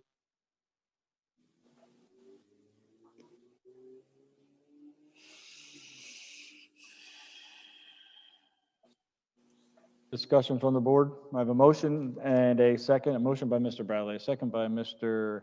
Belts to table the hiring, or table item A under personnel. Any comments from the board, please? I make one. Larry, your attitude just in reading that we're going to have a review prior to actually looking at this thing and acting as government in a public meeting is disgusting. You have a job to do. We should actually You're the one who you put the motion up to table. That's what I'd stated, Mr. I know, but your attitude's bad, man. Oh, thank you very much. I really appreciate the input on my attitude from you, sir. Thank you. You're welcome, because we should do a job. We're in public view. We have a responsibility. You are one of the largest employers in the county. It should be fair. It should be open and transparent in the way that at least the board should be transparent to see who applied for this job, not to being selected, to being interviewed. And I was in that interview process. This is not the first time that I've ever been involved in interviewing process. To me, it was very evident that it appeared one person was provided information to the questions, and the other person. I would think your accusations are completely incorrect, Mr. I know Brown. you think that way, but that's my judgment. It's my opinion. I found it to be very obvious. I think other people that were in that meeting found it to be obvious as well. And I don't think that that's the way that this board should be hiring individuals that are critical to the success of this community. Because in the past, you guys rubber stamp so much stuff that you don't even know what's going on. You try to blame these people, whereas they have a responsibility to be part of our team, part of the community's team, to be transparent, to make sure that the information is provided to the community. The questions that should be asked should not be irrelevant to their position. And a lot of the questions that were asked were irrelevant to their position. They don't have those authorities. Yet this board allowed our administration to ask questions that were completely irrelevant to the task at hand of being a business manager. No disrespect to Edward Rarick, but at the same time, we should table it until such time that everybody does the right job, meets the requirements, acts with fidelity as required by our oath.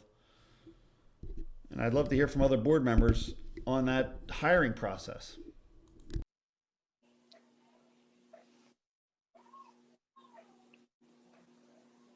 Mr. Bradley, this is Nathan. I was totally happy with the hiring process. Our administration just does the job that we've tasked them to do. They review the candidates. They brought who they felt were the best candidates to us for a final review, allowed us to observe the final interview. The questions were not provided in advance to the candidates. I believe you may have verified that for yourself. And I was happy with both the interviews that were conducted and the final recommendation that's being made here. And I concur. Yet, did you see who else applied? Nathan or Rita? Or did you fully abdicate your responsibility of selecting a business agent, the number 2 position inside of this district? Mr. Bradley, to your subordinate board. Did you look at any of the other applicants? Administration with that task. I know, but did you look at any other applicants? Mr. Bradley, I've answered your question. I know, but you're not listening to your answer. I mean, I want to hear you say it out loud. No, I only looked at the 2 that my subordinate administration gave to me, and I didn't look at any of the other ones. And I'm going to now make a decision Mr. Bradley, based let me upon word those that. 2 pieces of information that were provided to me by a subordinate administration to the board of directors that has the responsibility, the ethical, responsible authority to hire a government position in this business administrator. I find it disingenuous and not acting with fidelity that even you should have, at least this much fidelity in this process to know how to hire somebody. So then I will clearly state that the administration did what I feel was their job in this role. They did review the applicants. They brought to us who they felt were the 2 most qualified applicants. I absolutely back them up in that. And Just to confirm, But too, blindly backing them up. You didn't see the other ones to confirm whether or not they were backed up. I mean, you're going to trust this person. The fact that you have an administration that has been chastised because of the board's inability to provide the proper transparency to the people we serve in that Auditor General's report. You're not correcting the issue, sir. That is the problem. And it's been, this room has been kicked down the road. This has been kicked down this road upon these taxpayers. You have a vote. I have a vote. I know, but the problem is your vote is not occurring with fidelity, sir, because you're saying that you only looked at the 2, you gave it to your administration, and you're not heeding the responsibility of Pennsylvania school code that you think is obsolete. And yet you have a responsibility. You have an oath of office. You have a duty to this community, not to your administrator. Your duty is to the community that elected you. Your duty is to the public that we serve as public servants. We should look at least all of the applicants and understand why were these 2 the only 2 that we were able to review. Again, I believe we have a motion and a You second. can push this along, Mr. Cleaver. but Mr. you're Bradley, not here's the trustworthy. reality of it. You were given the information. You had all the information for the board members, and then you sit here and accuse us of administration of giving out the questions to the people who are being interviewed. Correct. That's what I'm accusing And you you know of. And it it's should be and investigated. you know that's not It should be correct because you incorrect. It physically should be. picked up the phone, Mr. Bradley, and called the people even after we tried to keep the information confidential and asked them that very question. And you know darn well that the response was no, they didn't have the questions. But you still sit here in a public meeting and make individuals think that we're giving out information prior to an interview. And it's so inaccurate. And the fact that you could sit there and tell this community that's the case is very unfortunate. Why don't you be transparent, Mr. Bradley, and tell the public exactly how you handled it and pick up the phone and called the individuals after their interview? You want to talk about unprofessional? You want to talk about not being transparent? I believe that's pretty much exactly what you just did. No, sir. Thank you. You're lying. You and Larry Stern are liars. I will tell you what I did. I will admit. He is what I not, did. he is not You asked lying. me Can to do we it. please move on? You asked me to do it. I'll admit. I only called. Back and forth. Excuse me, sir. Are there any comments from? Excuse me, sir. From the board? I'm No, talking. excuse I'm going to me, admit Mr. what took Bradley. place so that you can Mr. understand the Bradley. responsibility. You're going to admit to Mr. Bradley after you had to be called out. After you had to be called out, Mr. Bradley, but you still got the information that they did not have the questions, and you still sit here in a meeting and blame administration or individuals for giving information prior to interview, which is so unprofessional and so inaccurate, and makes individuals feel that's why we that want to verify what you're okay. doing. Well, then how about you make that public announcement I did. when I you're doing called one, everything sir. else? I called one. Now I you, called one. after the fact, Mr. Bradley, No. and you I sit here called all one. the time and do it. And to the point, you know what, Mr. Bradley, with everything you say and the inaccuracies you say, I will bring up everything in a public meeting. We try to be professional here, but I'm tired of you making accusations of board members or administrators that is inappropriate conduct, and it's not true. And you sit there and you say it like it's the truth, and you know darn well that's not the case. You physically picked up the phone, you called an employee, which is probably illegal in the first place, and had comments about him and asking if he had the questions before the interview. So again, I am not going to comment on this anymore, but very inappropriate. And let's be transparent and give the full facts to the individuals in the community. I did. I called one individual and asked him if he had the questions prior to his interview, because it was very obvious. And I believe other board members will also recognize that we're in that meeting that, yeah, it really seemed that way. So we needed to verify. We need to not trust you because of your past actions. We need to trust the idea that our responsibility is to serve the people and verify prior to any action of this board so that we can make informed decisions, as in the cases of Palm versus Palm. Mr. Bradley, it's not about trust. It's the fact that you sat there and just told the entirely heightened community that you felt individuals had the questions before the interview, and you knew darn well I do felt that was way. not the case. I felt that one of them I asked because I was concerned. Well, then why wouldn't you bring that up? But now that you're called out, now you're backpedaling like you always do and trying to justify I will not backpedal. There's no reason to backpedal. I'm a board of director, duly elected, a responsibility to honor my oath, act with fidelity, and make an informed decision. As soon as I saw that I was in a meeting where it was greatly appeared that one person was given the information and one may not have been, in my opinion, I verified it. I called one of them. And I think that other people in this board felt the same way. Is there any other comment from anybody on the board who was at the meeting? Is there any public comment? Public comment on the motion, yes. Ms. Rose? Comment on the motion? Good evening. This is more of a public comment than necessarily on this motion. I am a homeowner, a taxpayer, and I spent most of my day with virtual learning with my kindergarten and first grade grandchildren. Can we please move on? This is ridiculous. The amount of arguing that's been going on. I can't even form an opinion as a homeowner and a taxpayer and very new. I bought my house 3 years ago, but I just moved here 3 months ago. Can we please move on? The parents and grandparents in this school district need to hear some important information from this board. And all of you just arguing back and forth is not doing a favor to any of us. Thank you, Mr. Rose. Any other public comment, Mr. Cleaver?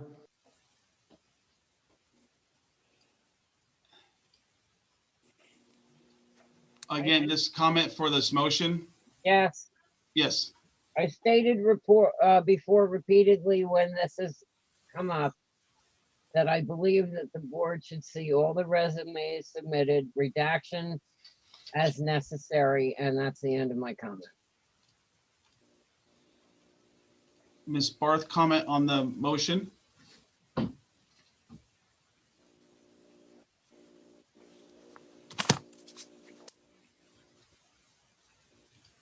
Mr. O'Donnell, comment on the motion.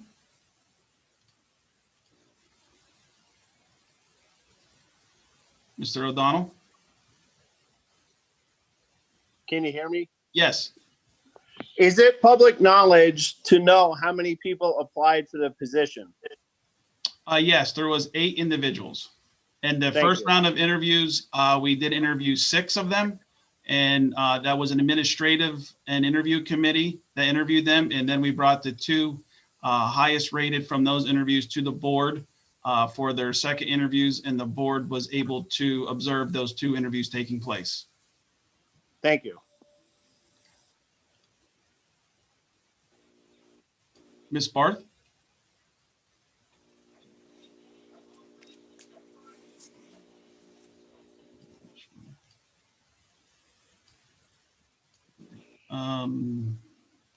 Ms. Bowman? Yes, good evening. I'd like to address this motion. It's evident we need a business manager. We need somebody to be overseeing some of the issues that are obviously consistently going on.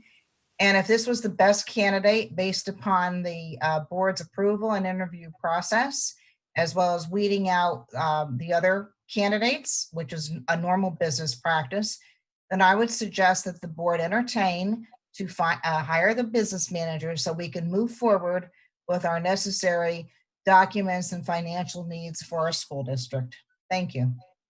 Ms. Bowman, you just completely contradicted what we're trying to say, which was, no, the board did not get involved. The board was not Bradley, we're provided asking those. for public Mr. comment. Rodriguez? The board was not provided those. The board was not provided those resumes. And to Mr. O'Donnell's, Mr. Rodriguez, you can do a comment right to on the know and agenda get item. list of everyone that applied. Ms. Scott?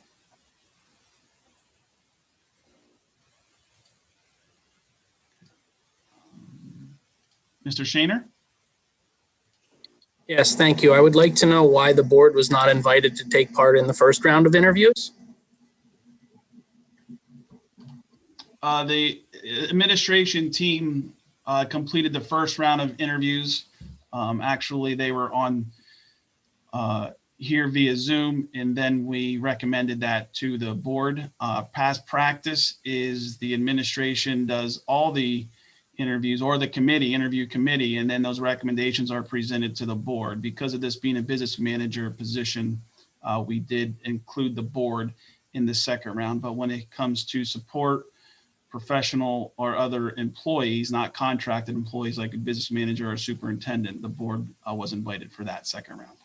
I understand, but why were they not invited for the first round? I don't understand why they could be invited for the second, but not the first to see all the candidates. It doesn't sound like it would be that difficult to allow them to be part of the Zoom interview process that they were allowed to be part of for the second round.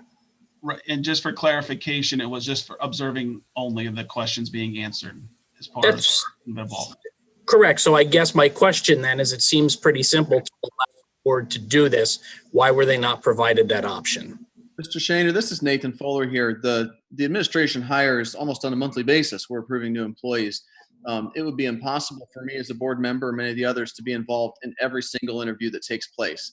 So, Not asking for you to be involved in every single interview, Mr. Fuller. I'm asking you, this is the business administrator position.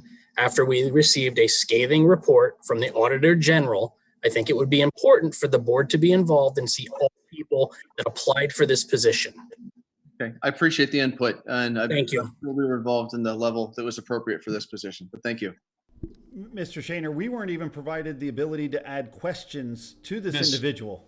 Ms. Brown? The questions were created by the administration. Ms. Brown? I agree with Miss Rose that talked earlier. I think that we need to move along here, please.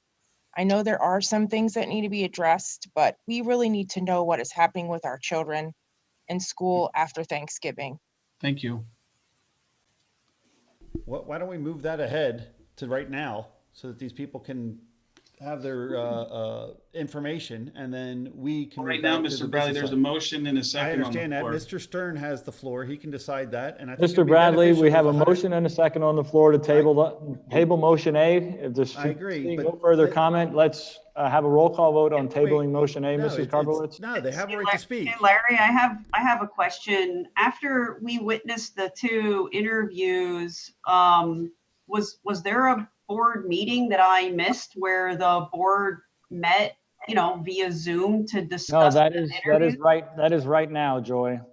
There were no further meetings after that meeting. The recommendation is coming from the administration, and it's up to us to approve or deny that administration recommendation. It seems a little bit bizarre to do it this way. I would think we should have an executive session so that we can talk about the interviewees in a very transparent way without, revealing too much information. As you would see in our past executive sessions, they go down a path that is unsupportable due to different activities that occur by one board member. The current and past practice of interviewing and recommending is usually done by administration, as Mr. Cleaver stated prior. We do have the ability to interact with, or not to interact, but to observe and have a recommendation coming through our meeting right now with our voting presence. Some of the reasons that we do not ask open questions is because of the fact that we need to act in the same manner or observe in the same manner the applicants for both sessions to make sure there is a legal and followed process so we do not get ourselves in any issues with employment opportunity for individuals. Yep. Thank you. I'm not disagreeing with that portion. I'm just saying that the board should be meeting in an executive session to discuss this very, very important appointment. Just for clarification, this process, other than via Zoom, was handled the same way. Our past process was handled when we hired Ms. Nickolas as administrator instead of it being Zoom, because of COVID. All board members were invited to physically be here and observe those interviews as well. So this is the same practice that took place the last time. Great. And those errors should be corrected. We should up our game. Maybe we should do it better. Correct. And not only should it be done better, but the board should see all the applicants. They should be the ones creating the questions to which the administration can ask. And they can be still even, but the questions that were asked many of them were just fluff. It had nothing to do with the position of this administrator and the relationship between okay, Mr. Bradley, you told us that 5 times now, sir. We have people waiting to get to business. And I suggest that you move to that first. There's a motion and a second to table item A. Roll call vote, Mrs. Karpowitz, please. Mrs. Rita Spinelli? No. Mr. Wayne Wentz? No. Ms. Joy Beers? Yes? Mr. Richard Beltz? Yes. Mr. David Bradley? Yes, we should be professional. Mr. Nathan Foeller? No. Mr. Stephen Holland? No. Mrs. Gail Mahalik? Yes. Mr. Larry Stern? No to tabling. Back to item A. We do have a motion and a second on the floor. Correct, Mrs. Karpowitz? Ms. Karpowitz, we have a motion and a second on the floor. The table come initially after the motion was read. Back to item A. I have a motion by Mr. Spinelli and a second by Mr. Foeller to approve the attached employment contract for Mr. Edwin Rarick for the position of business administrator effective to be determined through June 30th, 2024, enclosure 16. I believe we had comments. Excuse me, could I ask a few questions? This is Mr. Holland calling. Yes, Stephen. Could you tell me what the salary would be for the new business administrator? At this contract, the way the contract is, it'd be 110,000 for this year.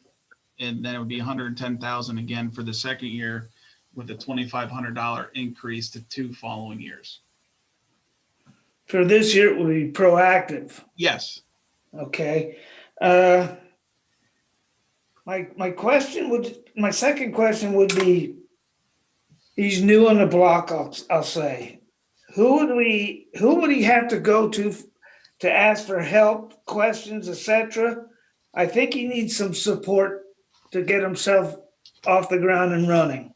That is agreeable too. With our program here in the district, the IU has the support. Also, the group known as PASBO will be the support, and also we have Joe, who would be willing again to assist with the transition as well. So we would be keeping Joe on? Right, at a limited capacity. Okay. Yes. I really feel that he does have to have someone to talk to. Like I say, he's new, he's fresh.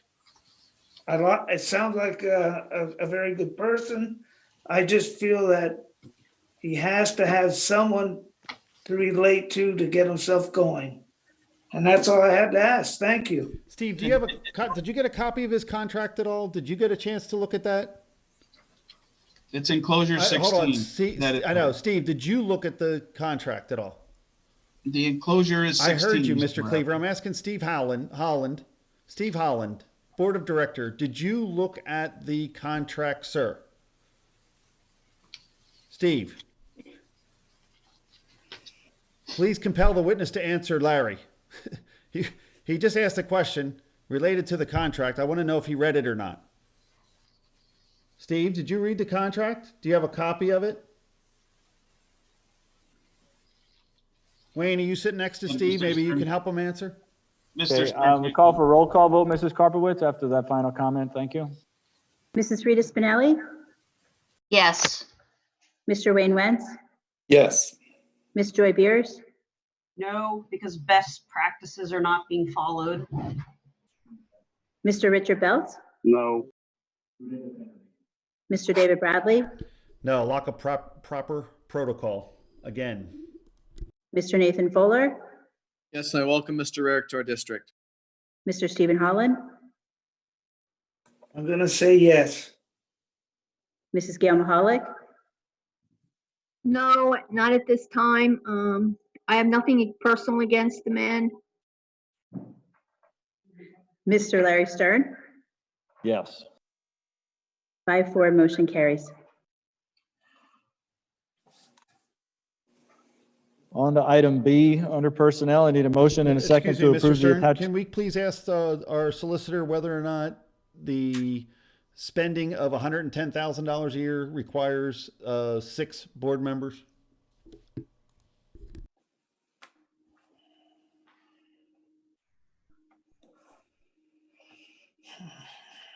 Hiring requires a majority of the board. Issuing a contract for this dollar amount does not require 6 board members, is that correct?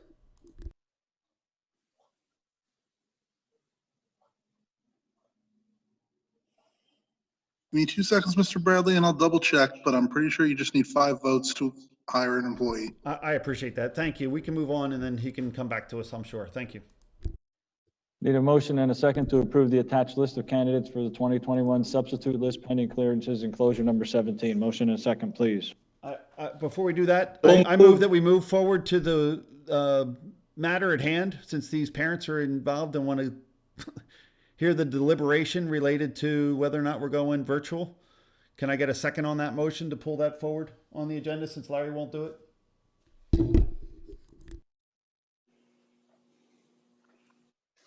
I'll second it.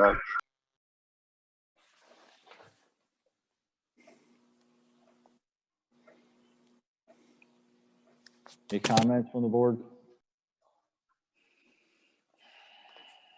To be honest, I don't have a problem with moving it. I know there's a number of people who've come here tonight to see what's going to happen with this issue. It would definitely be convenient for them. I'm fine with it also, Larry. Okay, any public comment?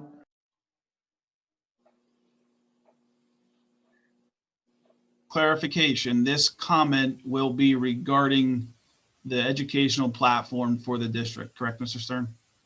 The comment will be, actually, we're moved on the agenda to that particular item. Yeah, moving to new business, A, moving to virtual learning platform, PK, to 12. Thank you. So it's not on the item, it's on moving to that item. Right. Correct. We're going to have a discussion on whether or not this district will move to or not move to virtual learning platform. That's where I'm looking for clarification, because if under new parents are business, it was requesting, added late in Mr. the- Bradley, I'm talking to Mr. Stern as board president, please. If parents are requesting to comment on this agenda or this item for virtual learning platform, now is the time for them to comment. No, I would suggest they let us move to that, and then we'll Okay, have. that's what I want to clarify. Okay, thank you. Okay. Thank you. So just Ms. Bose? Move it forward so that the parents can get to bed if they need to.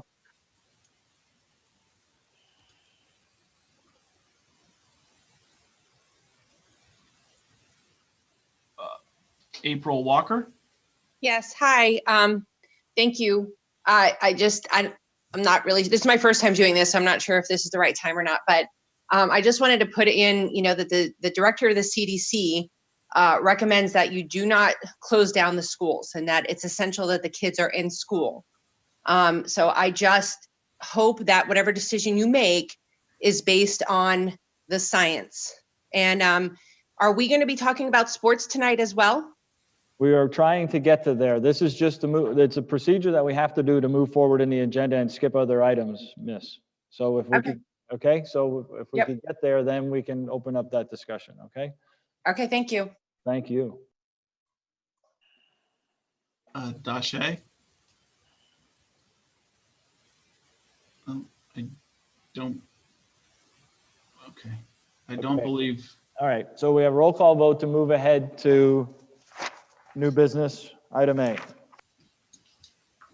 Mr. Wayne Wentz, Yes.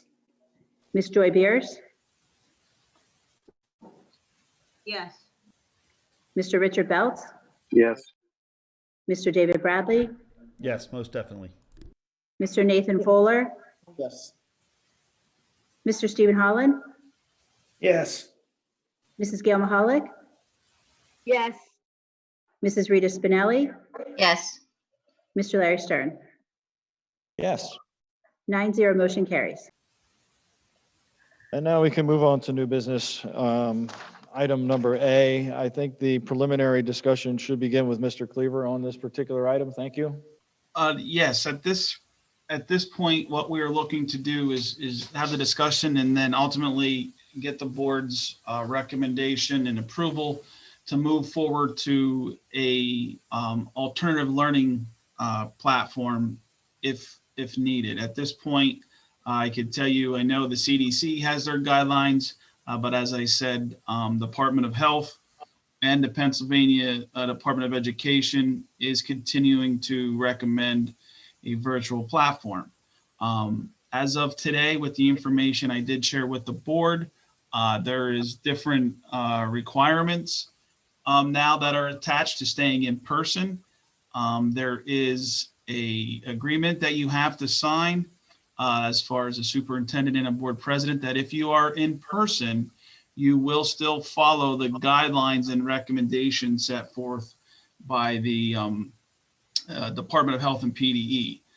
So I'd like to, I'm going to stop to share with the agenda, and I will bring up what those guidelines are so people could see them. So just please bear with me. Okay.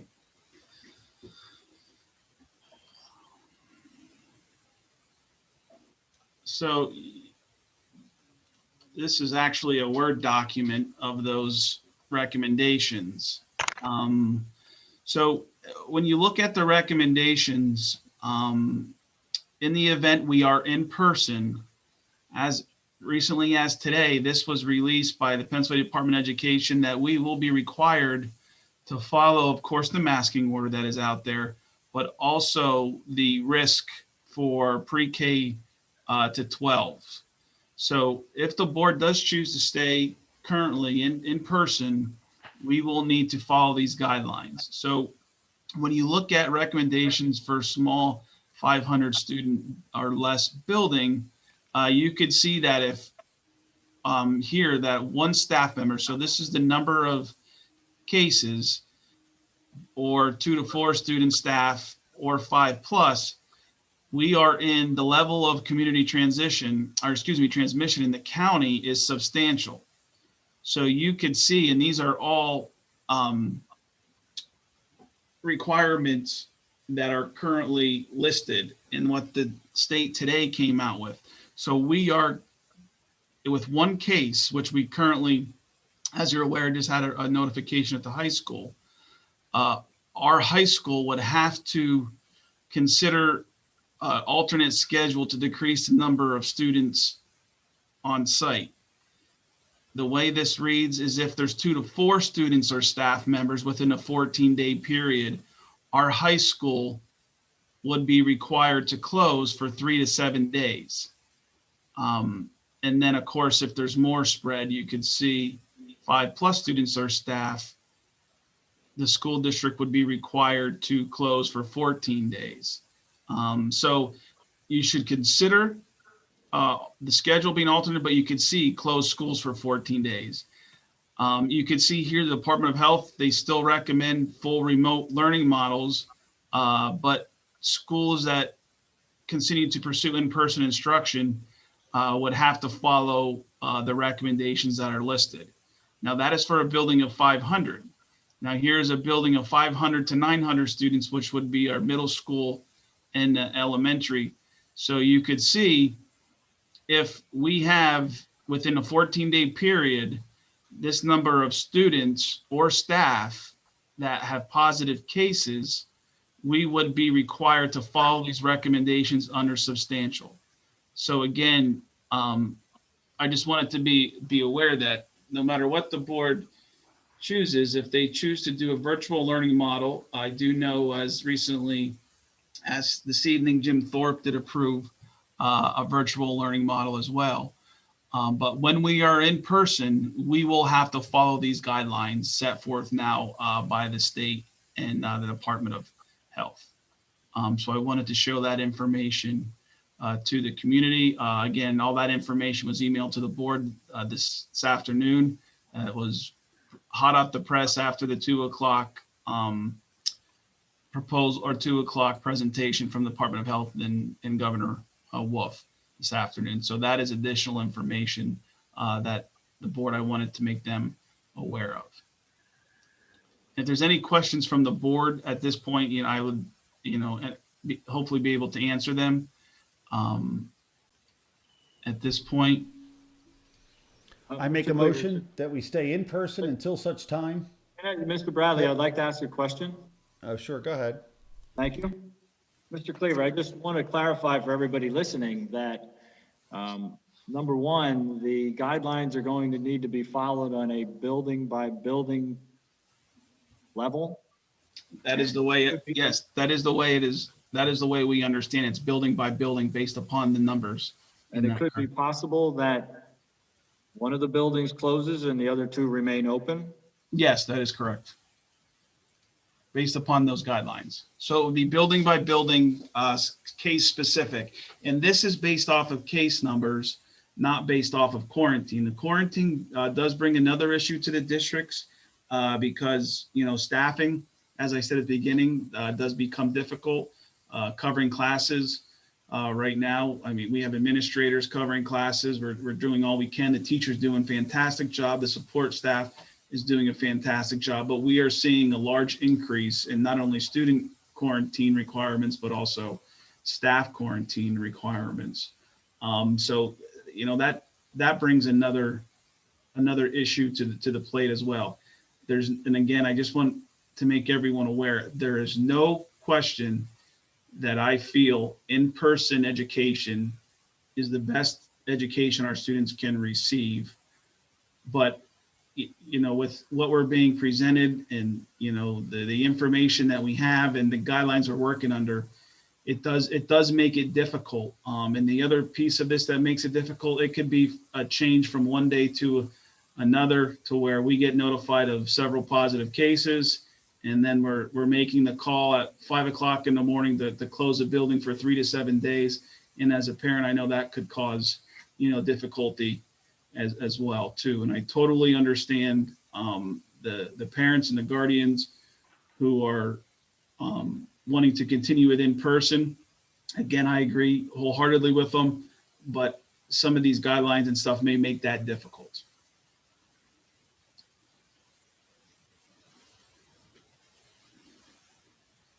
So I guess how you're stating it then, Mr. Cleaver, is that it could be a planned event or an unplanned event by building. That is correct. I know there's several districts who are, you know, closing temporary. The concern from the science is that, you know, the amount of community spread will increase because of the holidays, with the gatherings and the social events still planning to take place. So that, you know, is another concern that is, you know, being brought up to us as administrators, and as recently as today, talking to, you know, the medical professionals, that, you know, that is something that we're kind of, you know, preparing for, that the amount of community spread will probably increase, you know, over the holiday season, just because of the nature of activity that individuals will be doing. Thank you. I have no further question. For any other questions from the board?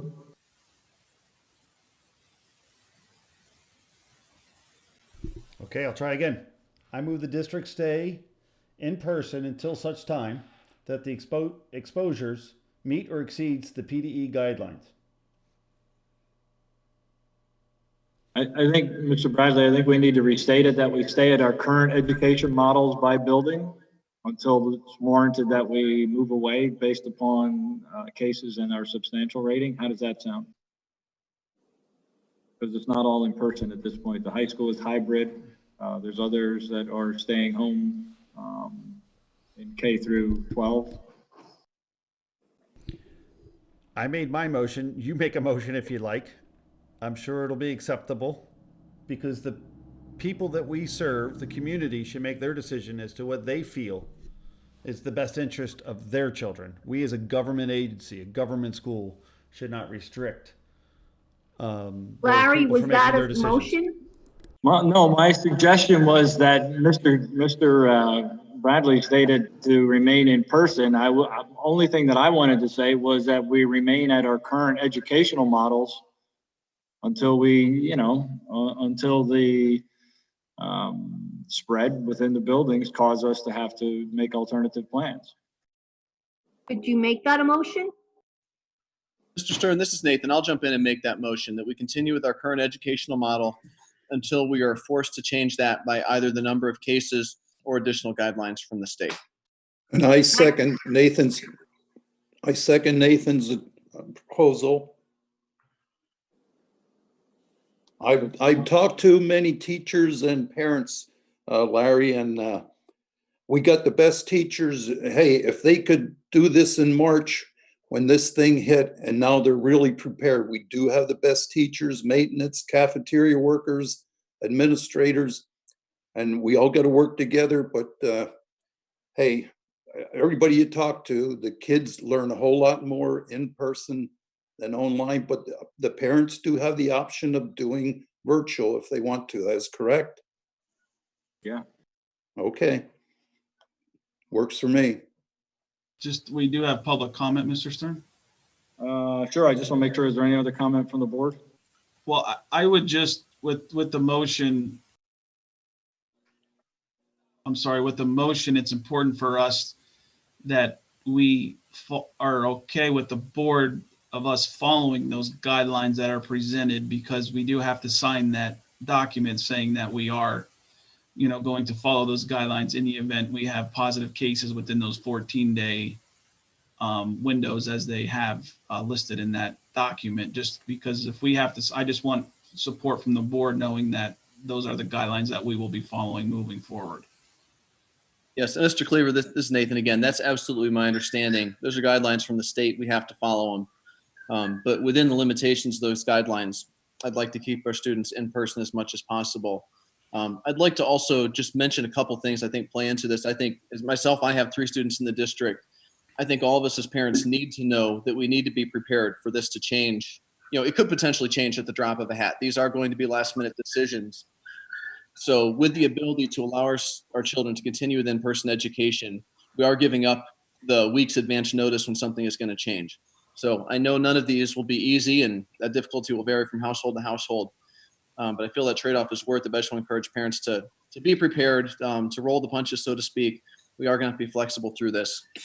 And then also, I know I discussed this with you earlier, is the administration, even our current learning plan, the administration has the ability to make these changes on the fly as needed. So, and I'm making this motion with the understanding that when the time comes that we need to go virtual for any length of time to comply with state guidelines, understand that you'll still have the ability to make that decision.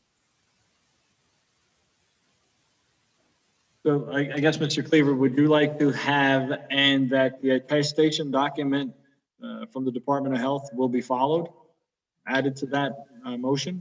That is what I was recommending. Yes, just so we're all on the same page and that everyone knows and that it's clear understanding. It's out there in black and white. And so, for example, if the high school has 2 positive cases, based upon those guidelines, they will be, going to a hybrid, full hybrid model because of positive cases as listed in that document. Yes, and that modification is completely fine with me. Probowitz, could you reread the motion, please? All right, this is what I have so far.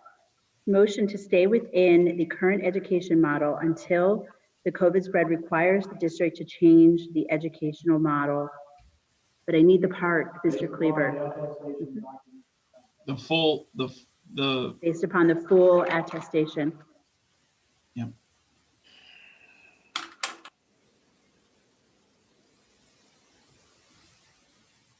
Okay. Provided by the Department of Health. Nathan, you okay with that? Yes, I am. Mr. Wentz? Absolutely. And Larry, if I could just mention one more thing that I forgot to mention, it's at this point we've not had a single case that the source of the case can be traced to our buildings. They've come from outside the buildings, and I just think that's a huge testament to the work being done by our custodial staff, our teachers, really everybody involved at every level, following the guidelines, distancing, masking where proper. Again, these things aren't easy, but I think everyone on our staff has done a fabulous job protecting our students by doing this. And I agree with you, Nathan. I think what we have to make sure is that our parents are doing what they need to do to comply with their responsibilities to keep our buildings open as well, where if their child does not feel well, has a fever, has some kind of symptoms, not to send them to the buildings, not to send them to school. Yes, absolutely. I think that's an important part that we have to stress here, because if that doesn't occur and a case happens, or one case happens, 2 cases happen, that disrupts the whole education community of the district. So people just have to take their part of responsibility, as all the commercial information that is across our airwaves, whether it's radio or television, that's telling us, we all have to do our part to help us keep a somewhat normal society going here. Yes, absolutely right. I would just like to ask a question of Mr. Cleaver. Is there any, we're going to sign the attestation thing, and I'm in favor of the motion. That's not the problem. But is there a penalty? I mean, the state has us signing a paper. I read it. I didn't see any repercussions if they find something wrong, but I find that unusual and wonder if that could cost us something down the road. So have you, in your discussions with other superintendents, had any discussion as to what would happen if somehow we do not, I'm not saying we should or will, but is there a penalty for this? Because that does concern me. The discussion from the governor's office that took place today, and from what we understand based upon my meetings, is that if we're not following the guidelines, the state will come in and make us go all virtual. Okay. That was, I believe that was one of the questions. I didn't hear it, but there was discussion that took place at our superintendent's meeting after the Okay. presentation. So that is my understanding, is Okay. that as far as like a financial pen, there's nothing, but in the event we do not follow the guidelines, they can come in and then tell us we are required to do all virtual education. All righty. Thank you very much. We do have several comments from the public, Mr. Stern. Please proceed, Mr. Cleaver. Ms. Pagato?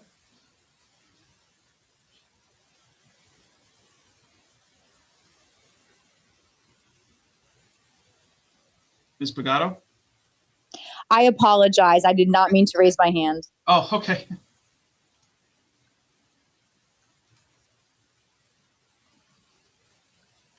And April Walker. Yes, I think part of my question was answered because you had said these were recommendations, and that was kind of what I was wondering, you know, what would be the concern if you didn't follow those recommendations, because this does not follow the science. Kids are not the demographic that are at the at-risk population. You know, my concern is like kids in the district that are falling through the cracks, that are potentially, you know, being abused at home. The consistency of education is extremely important for these individuals. So at what point do we like question, you know, the Department of Health that's making these decisions when, you know, there's a recovery rate of 99% except for the at-risk population? Does that make sense?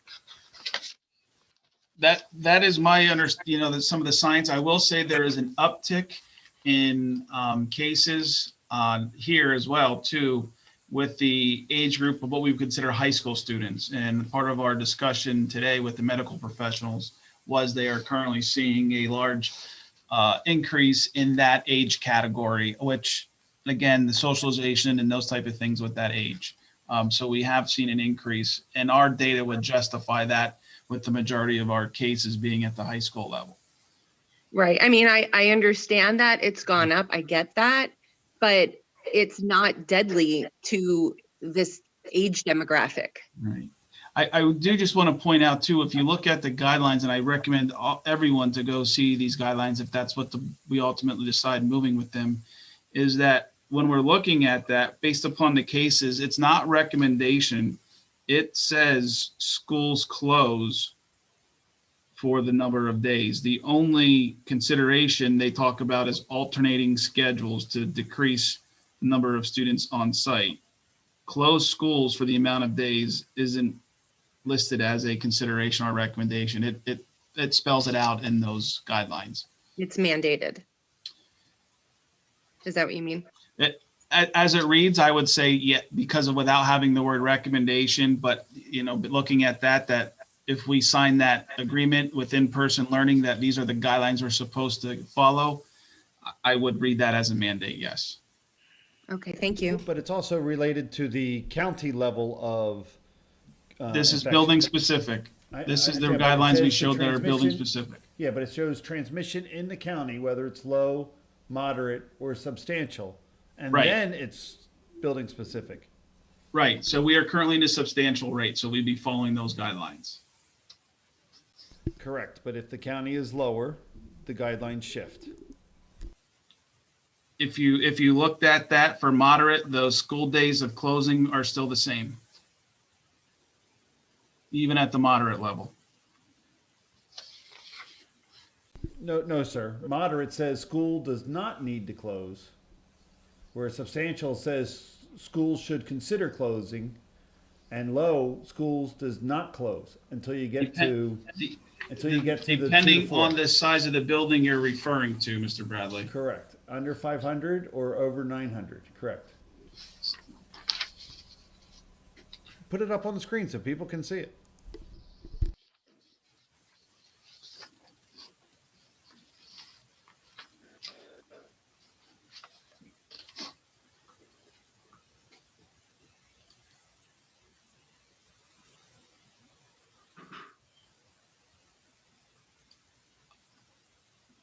I'm going to try Scott.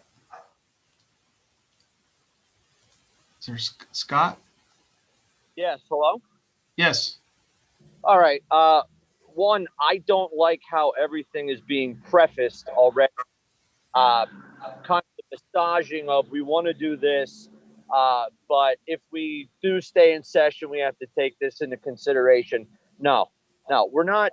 We need to be very clear about this. First off, what you're reading are state recommendations and guidelines. These are not laws. These are not mandates. I didn't hear anything passed by any state legislature. We're taking recommendations. You're misrepresenting facts.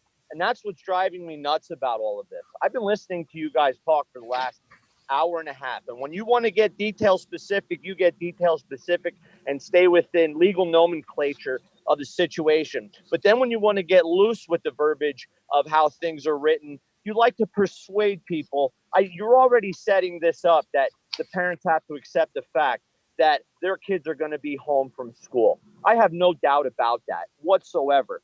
Mr. Cleaver, in your opening statement, you said have to follow these recommendations. The recommendations. Nobody said you had to follow them. Second of all, what is a case? Have you looked into the CDC and what they define as a case? Are you going to define a case as a positive test, or because they also say it could be probable that somebody may have the symptoms, but they don't have a test? Because those are the people that they're adding to the numbers. The numbers are being inflated exponentially. All the numbers around the country have far been inflated. Somebody may test 3 times for a positive, 3 times positive. That makes 3 cases. One individual, 3 cases. And I don't know if you're aware of the statistics that state that somebody is susceptible to getting reinfected with this virus. But out of the 53 million cases in this world, do you know how many cases were repeat offenders? 4. That makes it a 0.00007 chance of reinfection, which is highly suggestive of immunity. Now, one thing I'd like to know is how many of you on the board member have actually done your research and sifted through the data? How many people have read studies? Because there's something that I don't think is being talked about enough, and that is a study that was just released stating that there was 6,000 people that participated in a study for the virus and as to the effectiveness of masks. And they split up these candidates 50-50. And what they saw was no evidence of an increase in transmission rate on either side of the aisle. I'm really having a lack of confidence here. I mean, alone, why is the CDC? You're if you're judging anything by the CDC or especially the Pennsylvania Department of Health, why are we listening to a Miss Dr. Levine, whose credentials only touch on the realm of psychology?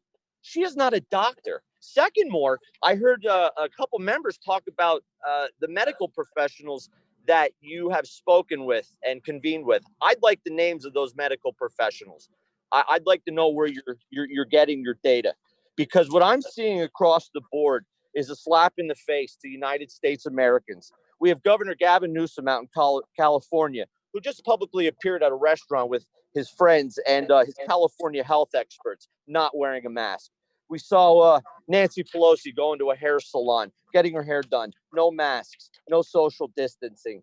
We see, who else is there? Governor Feinstein appearing in the halls of Congress, talking to her her colleagues, unmasked, no social distancing. Governor Whitmer asking for special privileges for her husband to go boating. I'm sorry. The science. I don't care what you hear on radio or television. It's a farce. I myself work in an industry where masks are highly required, but that's only due to particulates and bacteria. It has nothing to do with viruses. Because if you look on the boxes of these masks you're buying, they tell you specifically they do not prevent viruses. The COVID-19 virus ranges from 0.06 microns to 0.14 microns, where the very best N95 mask only filters down to 0.3 microns.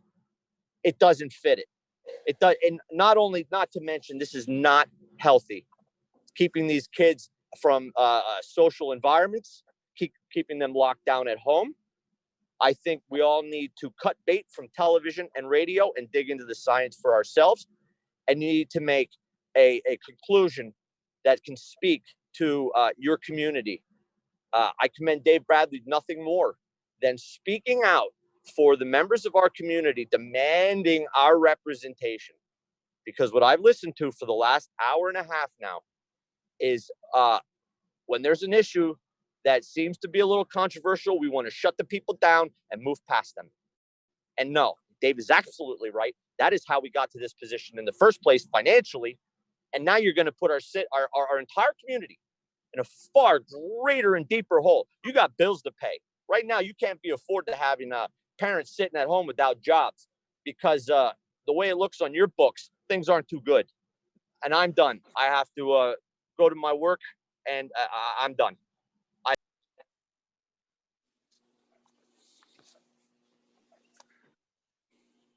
I believe is it Michelle Rose? Yes. Wow, Scott was a powerful speaker on behalf of the parents in this community. What I would like to share with the board, I have COPD and I live with my grandkids. I honestly don't care what way you go, but make a decision.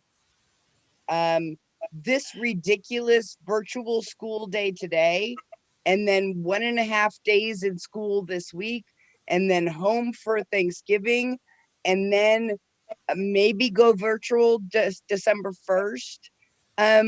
For kindergarten and first grade, this is simply not an acceptable way to manage expectations with these kids. I would prefer the kids are in school.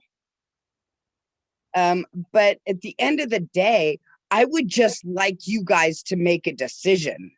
Let us parents know, what are we supposed to be doing? From this residence, my 2 grandkids will not be going to school tomorrow or Wednesday because you already disrupted their schedule with this virtual day, which, by the way, with Miss Troutman's class was an absolute disaster for the kindergartner here. And then send them back to school for a day and a half where they may or may not contract it. From what I can tell, there are no cases in elementary.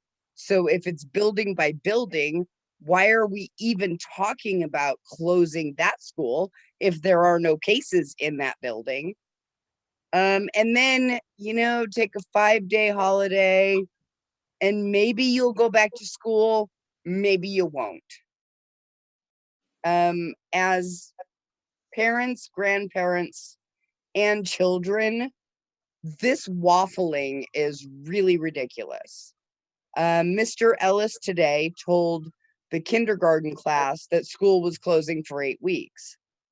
Miss Troutman said, "Oh, we'll see you in school tomorrow." Miss Matika, who is fabulous and absolutely engages the students, even when they are on computers, said, "I'll see you all here tomorrow." Does that mean she's going to see them on the computer, or does that mean she's going to see them in class? We simply don't know. and it's your job to let us know, not at the last minute.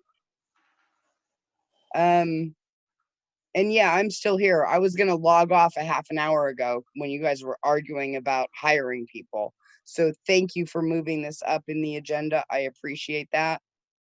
But parents and students need to know, what are we doing tomorrow? That's all I've got. Thank you for listening. Ms. Bose?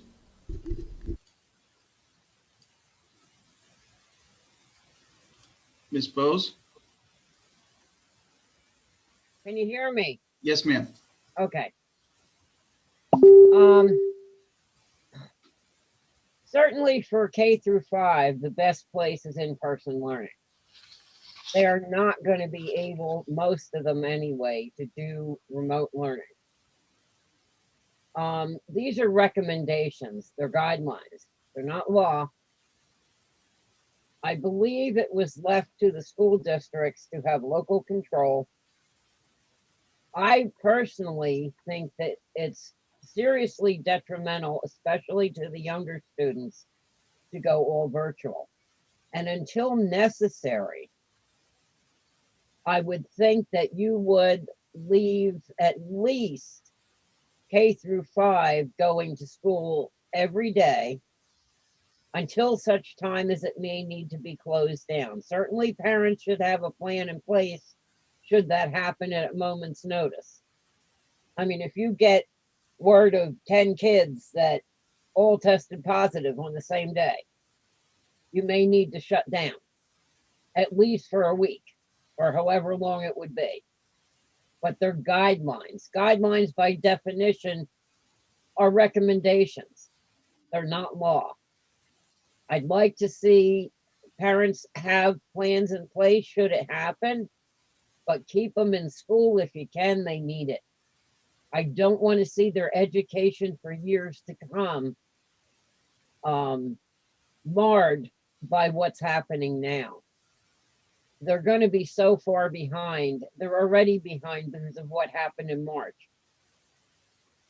And the large number of deaths were caused by the governors and the Secretary of Health's actions by sending positive cases into nursing homes. A large part of the community spread here is because of what happened in the nursing home. I mean, they have 54 cases. We were up 54 cases. Well, yeah. But I think you need to keep this open, keep the kids coming to school, and only shut down if absolutely necessary, even if it's at a moment's notice. Barb, you bring up local control. You're 100% correct. The way the district works is it's its own government. It's its own entity. It only gets recommendations from other authorities. To listen to those recommendations and review them, to take that lobby interest and then decide for ourselves as a community, the people we serve, makes sense. We do have an agreement with Lehigh Valley Health to help us in those regards, to make sure that we're getting accurate information. And if you look at the information that's presented, if Mr. Cleaver would put it back up, there's asterisks on these things, including the length of closure time may be shortened. I mean, obviously it's under the purview of your local government board to do what is the best for the students, to protect the students and save the community. And it makes sense that in-person training should be available to those that have the desire and wish to participate. Thank you. Ms. Fry? Hello. Can you hear me? Yes, Ms. Fry.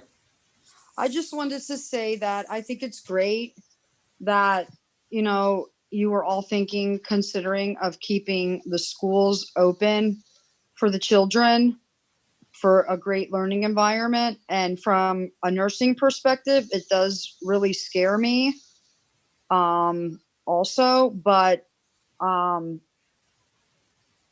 being that my daughter's in first grade, I just feel that she would definitely benefit from learning in person. And what's going on with sports? Are we going to be getting to that later then? With masks? There is clarification with masks that we're understanding is that students will be required, as with the mask mandate, to wear masks. We are waiting for clarification regarding wrestling and, well, swimming we do not have, but that's two areas we're still waiting for clarification. But all the other programs will be required to wear masks. And are there going to be winter sports at all?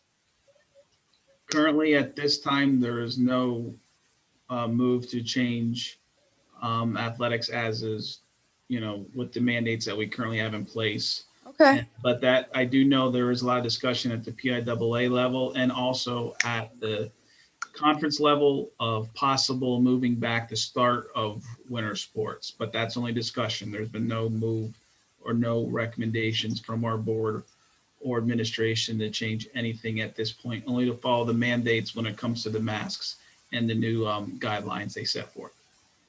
Okay. Yeah, because I know CCTI is definitely going virtual, and I know some of my students are very upset about that. But, unfortunately, we got to do what we got to do. But I think it's great that you are definitely taking into consideration about keeping, especially the little ones in school, all the kids in school actually. But I think it's a great idea that you're tabling this. So thank you.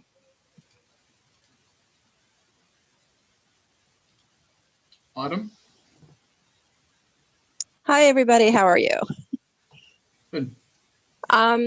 So everybody who spoke before me all had really good points. But I think what I think is a little disheartening is I hear so much political jargon, so much political talk.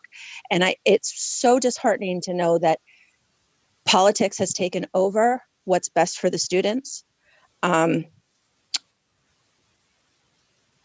And I can't deny the fact that in-person schooling is absolutely the best option. I saw it today.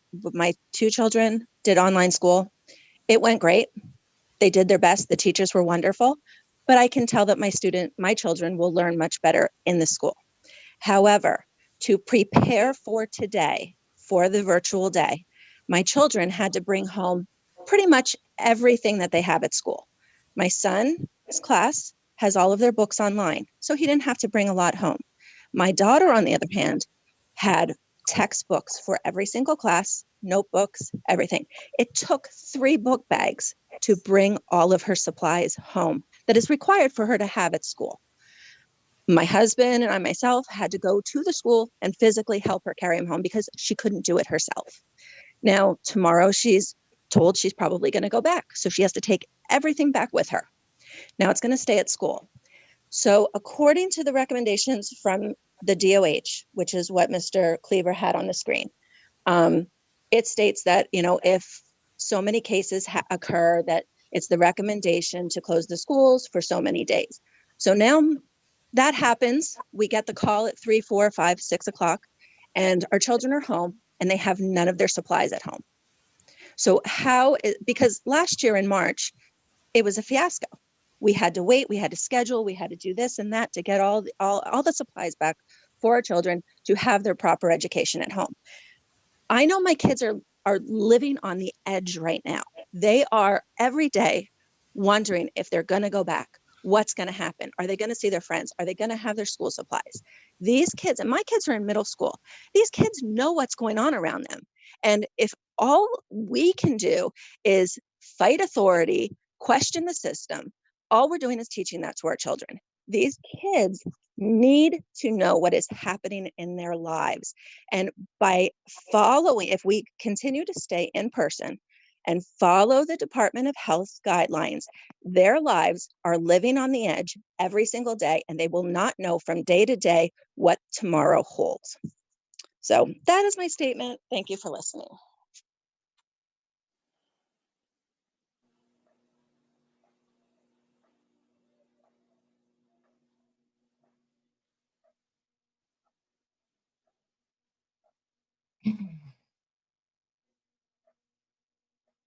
Can you hear me? Yes, Ms. Bowman. Yes. Thank you, Mr. Cleaver. I'm going to first, I'm going to compliment the entire staff for being able to provide everybody with a great and safe environment that has occurred for us to be able to continue with our present model. And I'm going to follow up with Kenny Parliament's comments because I believe that we need to stay as such so that kids do have the stability and the in-person contact, and to be careful of just looking at the numbers based upon county numbers versus what was within the school districts. As a matter of fact, I had a grandparent text me today and said that her kindergarten grandson loved doing the virtual, but it was a struggle and very exhausting for her. And she was hoping that we would stay with our present model of the kids being, coming into school or doing the virtual model. And I have to concur with that because I think it's very, very important that these children have stability. We have started it. We have seen the good effects of it. And I would compliment the board, both Nathan and Wayne, for entertaining a motion to continue with our present model and continue the monitoring as such. So thank you.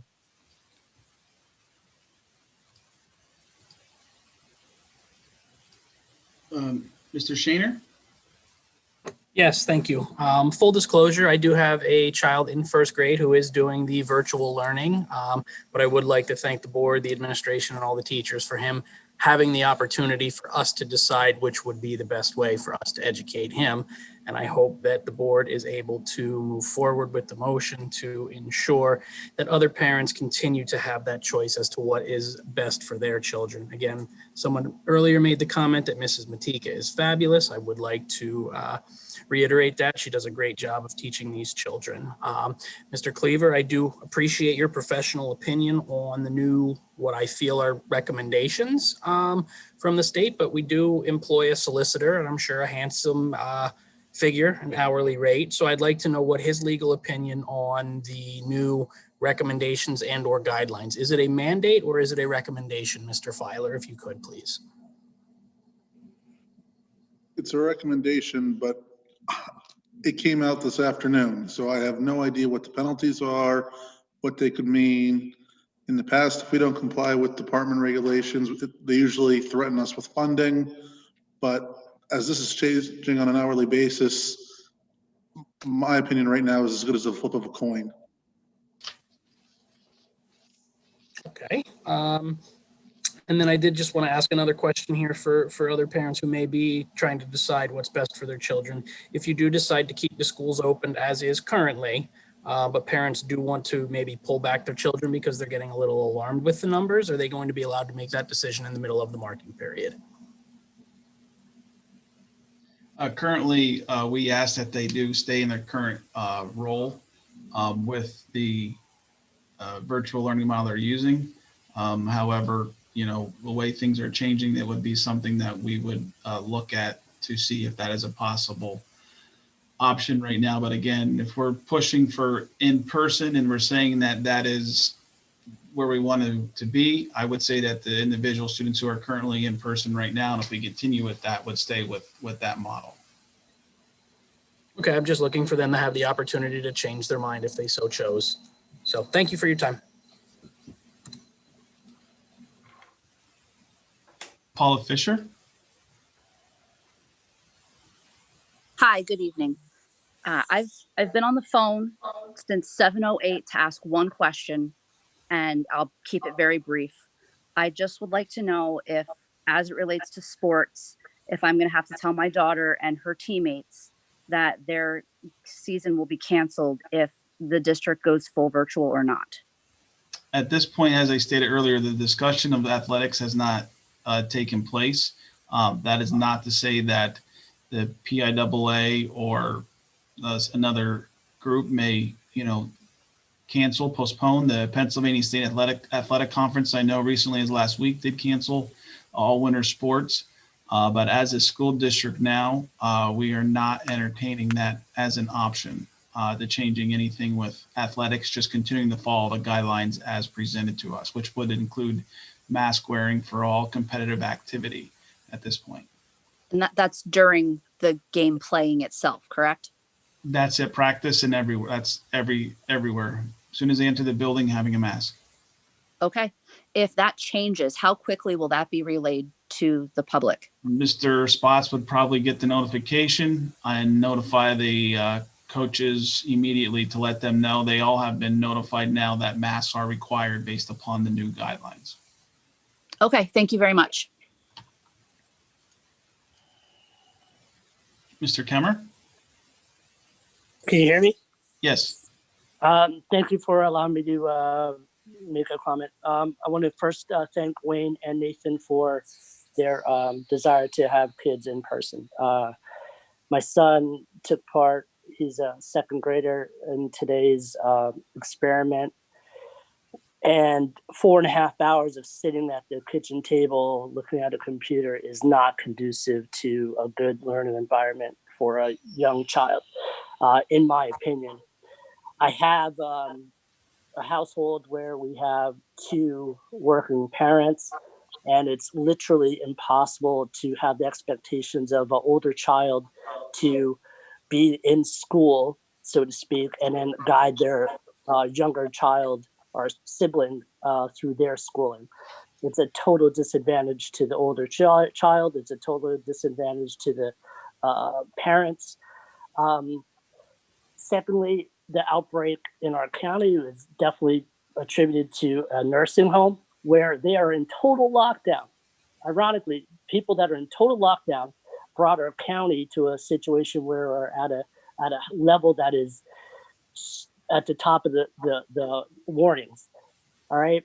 I don't believe that a government, state government, not knowing what the local aspects are of their spike should mandate what our children do and don't do. I think we as a community, we as a board, like Nathan and Wayne had already mentioned, we need to recognize that in-person learning is the way to go, and we will do it at all, even if it's disagreeing with their recommendations. I think as a board, we all should be steadfast saying that we will could proceed with in-person no matter what. I know that the regulations that they passed down to you, Mr. Cleaver, are going to be tough for you to make those choices. And ultimately, you are the responsible party to guide these kids through the typical learning as we are now. The second thing that I wanted to bear mention to, the hybrid model that we go by.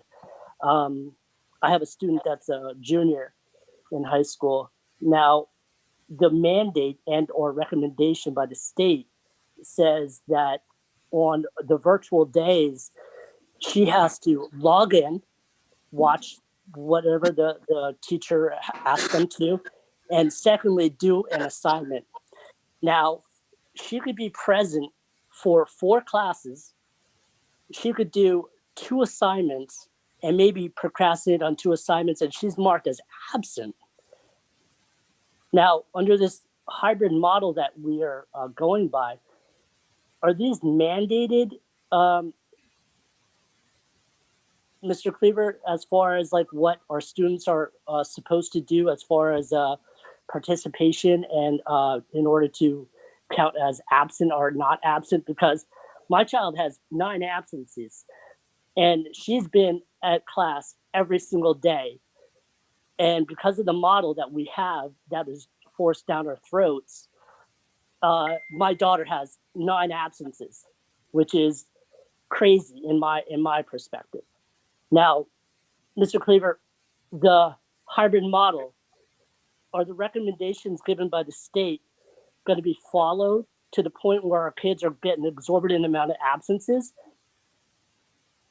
Or are we going to try to change it a little bit so it's easier on the student and the parents of our district? With the virtual model, there is guidelines for virtual learning from the Pennsylvania Department of Education when it comes to attendance and different requirements. So that is, information that we're, giving and the guidance that we follow. But I will say, in the event we move to a full remote learning model, we would look to see, case by case what the situation. But as far as attendance, there is actually Pennsylvania Department of Education guidelines for virtual learning with those. And I'm sure that if I have the issue with my student, I'm sure there's a lot of parents out there that are having the exact same attendance issues. End of comment. Thank you. Ms. Zimmerman? Ms. Zimmerman? Sorry, I couldn't find the I'd like to just address everyone as not only a parent, but a staff member. I would love to be able to stay in person. However, I don't think that that is doing a service to our students and our parents. I feel that students need a consistent level of education, which if we are going to be switching back and forth, possibly with cases of COVID, our students aren't going to be getting that consistent education that they so need. If we're going to be having positive cases in any level of our buildings and having to close for 3 to 7 days, that sounds like not a big deal until you are in the classroom and having to deal with all the ramifications therein of that change of schedule. In my opinion, it would be better for the students to be able to have some more consistency in their lives. I think that's all I need to say. Thank you. April Walker?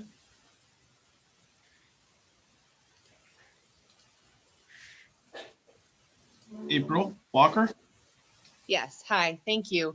I just wanted to follow up on a comment that someone had made that she said it was getting political. Not sure it's how it's political when we're literally just asking people to think and follow the science, and that, we're questioning how these decisions are made and if they are truly rooted in true science. And as Mr. Rodriguez had cited the most recent study on masking and found there was no statistical significance in transmission whether a mask was worn or not. So I'm addressing the masking issue regarding sports. And and also I wanted to point out that in May, PubMed did a study of asymptomatic individuals who tested positive for COVID, but they were asymptomatic, and they were found to not transmit the illness. So again, I just want to reiterate that we follow the science. Thank you. Miss White? Hello? Yes, Miss White? Can you? Yes, I'm here. Can you hear me? Yes, ma'am.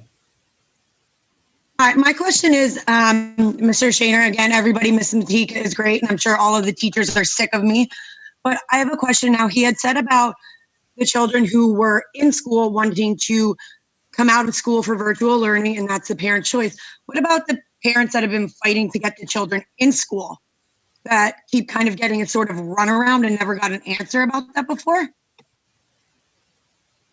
Because I've been fighting for a while to get my son in school. And go ahead. The end of the marking period, were you bringing your child back into school? I can't get him there. I work in the morning and I work in the afternoon. So how, if I really want him in person, I feel that he's falling behind. And I don't feel, since he is in first grade, that he is getting the education, especially when they had said previously about the simple fact sitting in front of a computer screen isn't what everybody yelling at kids now about being off of technology, but yet virtual learning and you want to be on the technology.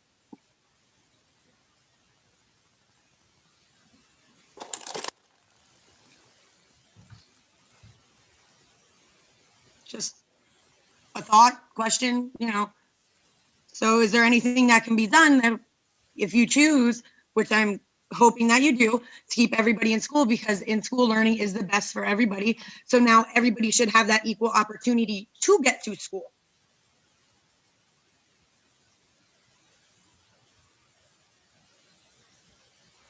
Am I wrong or am I right? I'm trying to follow you're not able to get your child. How is he going to get to school if the parent works and he can't take a bus to school? It's a transportation issue, Mr. Cleaver. The transportation is provided on in town for students in the morning. I do know. We did make that recommendation and we made that. At 3 bus stops in the morning and they don't bring you home. That is correct. Okay, so how does that really help anybody, especially working parents who want their children in school and can't get them there and have to have their child on virtual learning from day one because of this issue?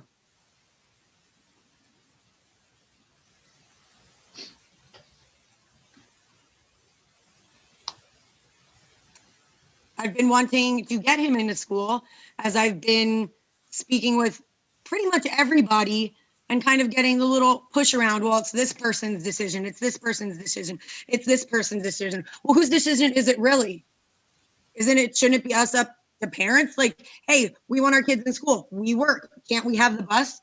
Can't we have transportation put back into the budget to get them there? But, oh, that's right. The deficit in the budget.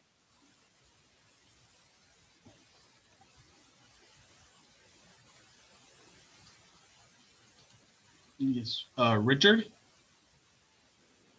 There's a Richard? Is any other board member going to answer that woman?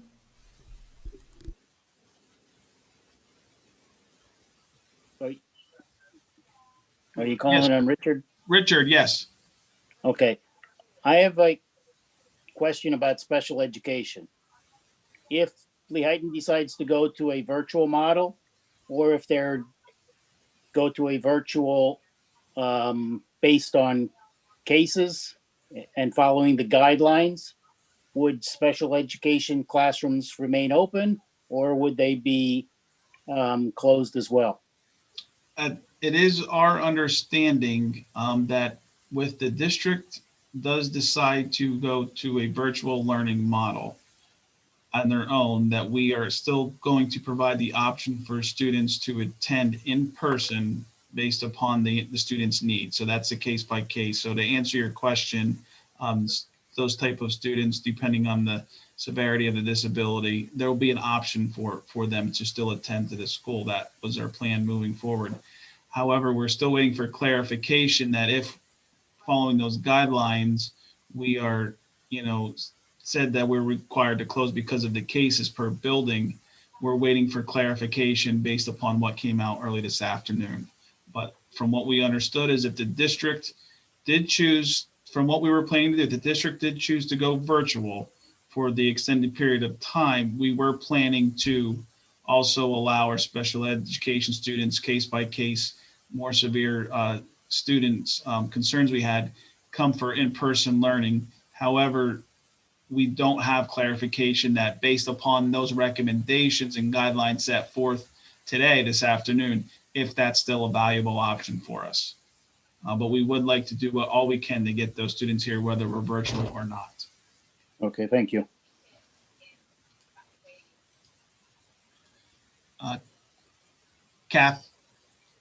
Catherine? Hello, can you hear me? Yes. Okay, I would just like to follow up on what Mr. Kemmer and Mrs. Zimmerman said. My son is in the high school and he currently has 10 unverified absences, and I am here with him and he is logging on faithfully every day. He is missing some assignments, and the teachers, when he is submitting them, are not always getting them, which I know it's not their fault, but he is really struggling academically with the inconsistency with the every other day. And I just feel if he was one way or the other, and I know at the high school it's not feasible, but if he were one way or the other, every other year, his grades are good.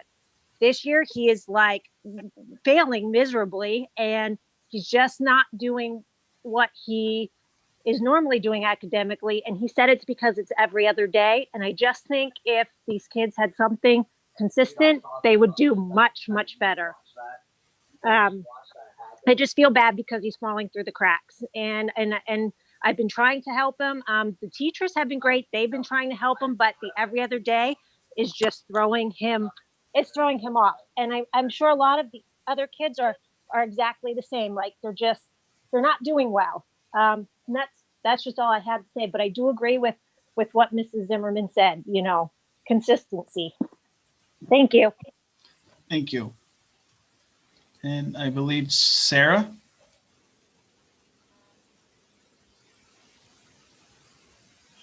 Sarah? Yes. Are you able to hear me? Yes. Great. I've been sitting here for this entire school board meeting. It's the first one that I've attended all year. I have a senior this year. I have a 9th grader this year. And I also have a 5th grader. Right off the bat in the beginning of the year with my 12th grader, this is her senior year. She is a straight A B student. I am home during the day. I work from home. So in the beginning of the school year, I reached out to the school.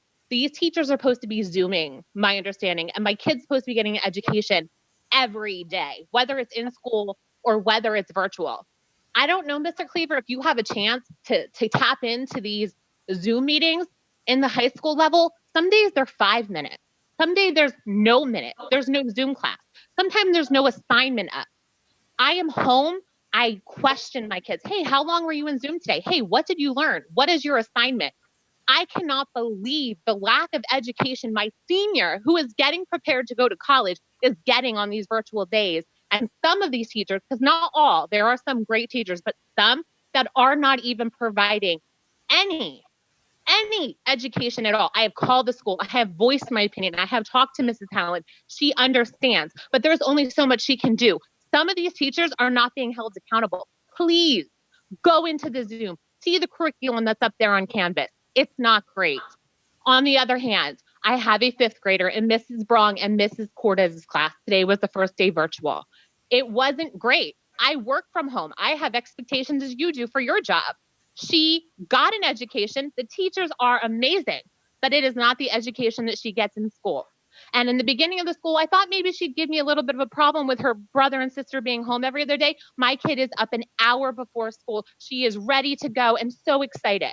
And for you to even think about taking that away from her because of recommendations, it scares me. She is doing so well this year. And then for my 9th grader, he has chose to go to CCTI. And let me tell you, I sit at home as I work. Those teachers that work for CCTI are providing an education. They are on that computer every other day. He only goes to tech for his actual tech program, which they're closing it down till the 18th. And I have absolutely no problem. I have full confidence in that administration and the teachers because they are logged on every day. They have extra classes to help him if he's struggling. And with that said, my son is also a wrestler for your school. So do I want my kid in that school? Do I want my kid to have winter sports? I do. And until it is a risk that we need to close down these schools, you need to keep them in there. You need to listen to the parents, and you really need to get on some of these Zoom classes and have meetings. You're closing the schools early on Fridays or Mondays, and they're off these days. Sit with the teachers. Let them show you their curriculum, because you would be surprised the lack of education my senior is getting, and I am worried that she is going to be fully prepared to start college next year. I am passionate about my kids' education. It is very hard for me to balance what each one of them are doing throughout the day, but I am disgusted. I've lived in this district, in this community for 15 years.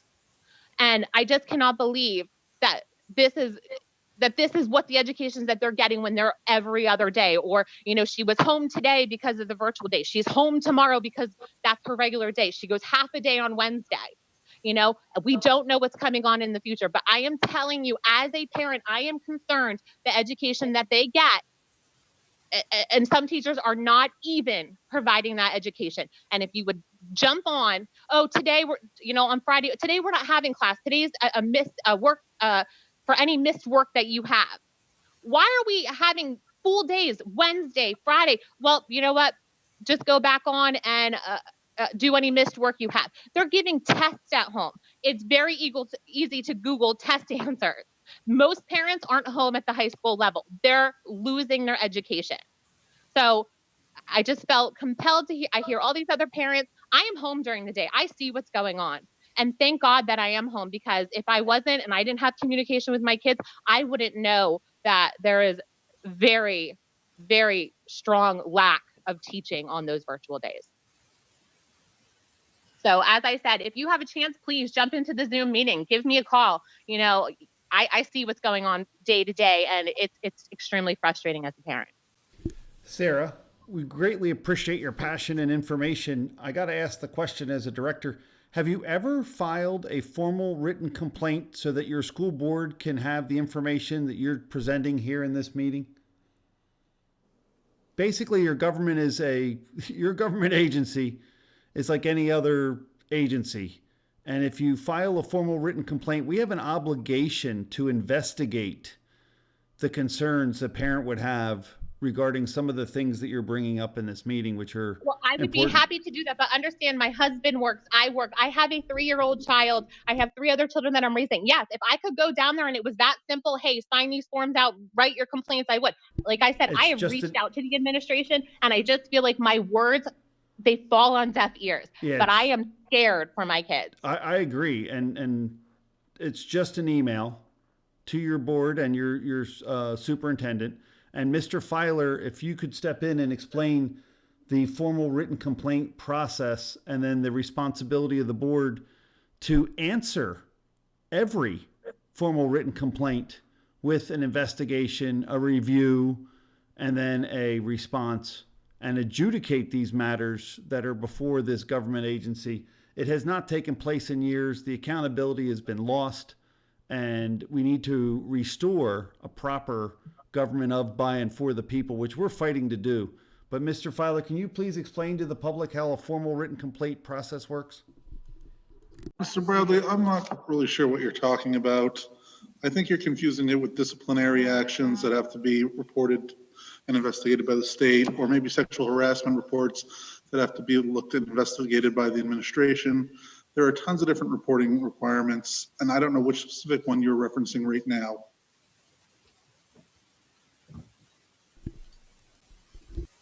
I'm referencing the fact that we have an individual constituent within the district that may or may not be getting the full free and public education that she's being taxed for. Mr. Bradley, you're now referencing language from the special education law. This is what I mean. I need to know what you want information about in advance of meetings and not on the spot. You're not even referencing anything right now. This is. I am referencing Hall, the fact that we have a formal written complaint process. I could call you and we could have a discussion and, you know, put some of this down so I could follow up with you. Yeah, absolutely. Like I said, I've reached out multiple times at the beginning of the year and I've just gotten frustrated, but you can definitely give me a call anytime tomorrow. Right. My schedule is open and I'll be happy to discuss it with you. Thank you very much. I do appreciate that.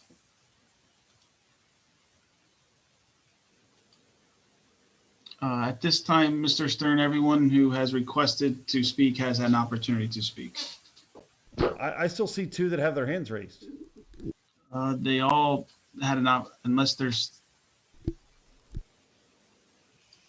They have a right to make a comment on someone else's comment, sir. Mr. Bradley, will you please, so we could. But they do have a right to speak. Mr. Bradley, I'm going to allow them to speak. Would you please give them the opportunity? If they request to speak, we'll let them. Right now, with their hands being up, I was not sure if that is from the other time. Thank you. Ms. White?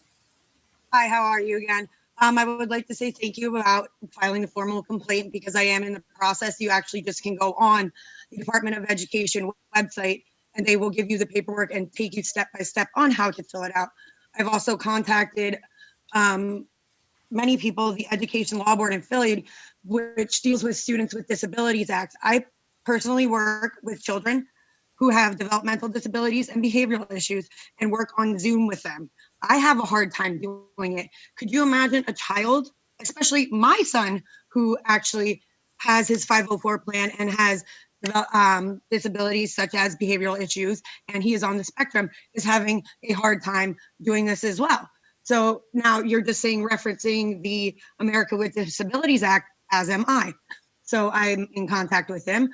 I thank you, Mr. Maynard. He's not here, a college professor who had me write legislative advocacy letters last semester, which has been a great help to me writing them right now for the way I feel and what I believe in. So I just want to know why everything I have been saying and at the last meeting that I have said has been pushed aside. And now that other people are speaking up, you seem to go and answer everybody else except when I bring up an issue.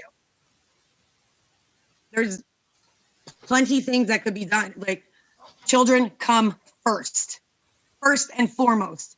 And if I don't feel that my child's getting the education that he deserves, then what am I fighting for? I'm fighting for him to get it. For every other student who their parents feel that their child is not getting the education, I will stand up for them as well.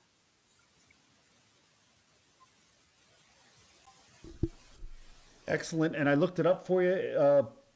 LASD policy 906 is our public complaint process. And you are correct that it's also one on the Pennsylvania Department of Education. This is a government. You're allowed to complain. You should be addressed. It should be answered and replied to by the government so that the accountability can be applied to the students, the staff, the administration, and even the board of directors. Thank you, Ms. White. You're awesome.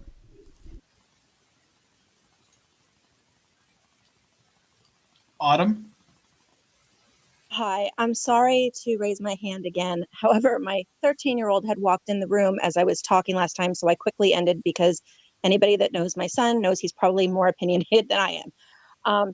I had addressed a situation regarding the children with their supplies and the books and everything, and how the transition to virtual went last March. I was just wondering, I did want an answer. Is there something in place if we do have to go to virtual? If you vote to go to continue in person, and we do eventually follow these Department of Health guidelines to close if there's so many cases within the school, do we have something in place so that the children can get their books and everything so that the transition to virtual is smooth? We have had that discussion that we would, in the event it is one of those situations where, again, at Friday on at 3 o'clock, we're going virtual the following Monday. Right. Would give an opportunity for students who need resource and stuff for school to come in and actually get them, and knowing that that first day of a full virtual transition would be what we would literally consider a transition day, again, just to get everyone up to speed and running. And that was one of the reasons we had our day today, to try and work out any bugs that we may come across. And we actually have a debriefing meeting tomorrow as an administration to talk about some of the concerns that came up from today's virtual day. So we will definitely have the opportunity for students to come in, because we also know technology may be something that students will need to come in and pick up as well. Okay, thank you. Mr. Stern, I believe that is all individuals who request to speak. All right, thank everybody for their comments on this particular topic. I will call for a roll call vote then. Mrs. Karpowitz, please reread the motion.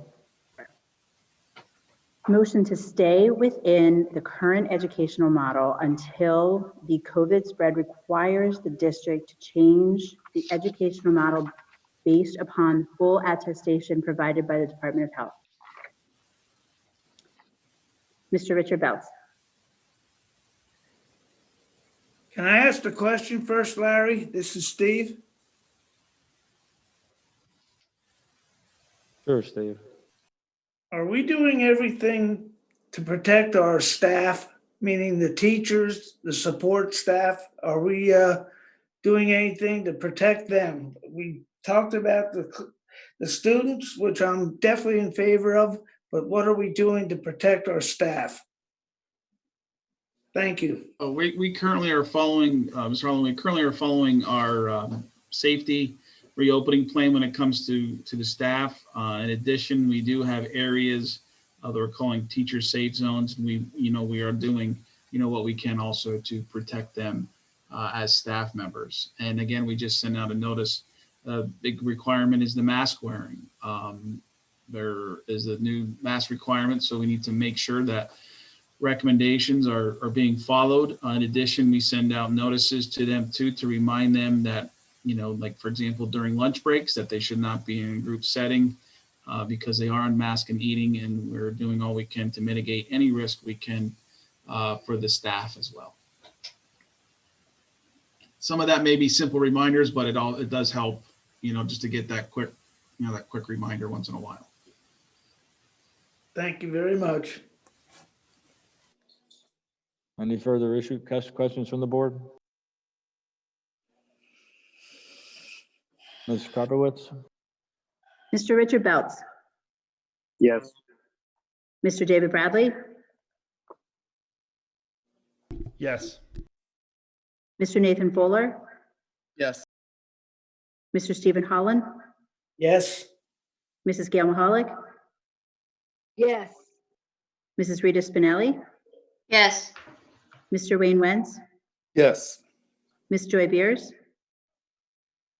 Yes. Mr. Larry Stern. Yes. 9-0, motion carries.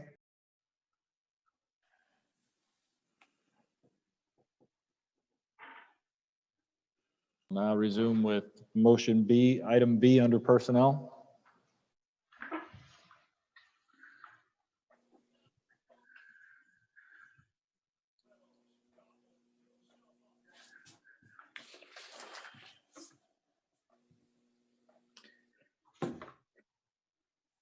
So moved, Steve. Second. I have a motion by Mr. Holland, a second by Mrs. Spinelli. Any comments on the substitute list? Roll call vote, Mr. Karpowitz, thank you. Mr. Wayne Wentz, Yes. Ms. Joy Beers, No. Mr. Richard Beltz, Yes. Mr. David Bradley, No, lack of information. Mr. Nathan Foeller, Yes. Mr. Stephen Holland, Yes. Mrs. Gail Mahalik, Yes. Mrs. Rita Spinelli, Yes. Mr. Larry Stern. Yes. 7-2, motion carries. On item C, I need a motion and a second to approve the athletic hires as recommended by the athletic committee and extracurricular hires for the 2021 school year, enclosure number 18. Motion and a second, please. So moved. Second, Steve. All right, a motion by Mr. Wentz, a second by Mr. Holland on athletic and extracurricular hires for 2021. Any comments from the board?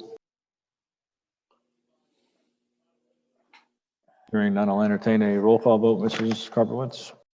Mr. Stephen Holland, Yes. Mrs. Gail Mahalik, No. Mrs. Rita Spinelli, Yes. Mr. Wayne Wentz, Yes. Ms. Joy Beers, No. Mr. Richard Beltz, Yes.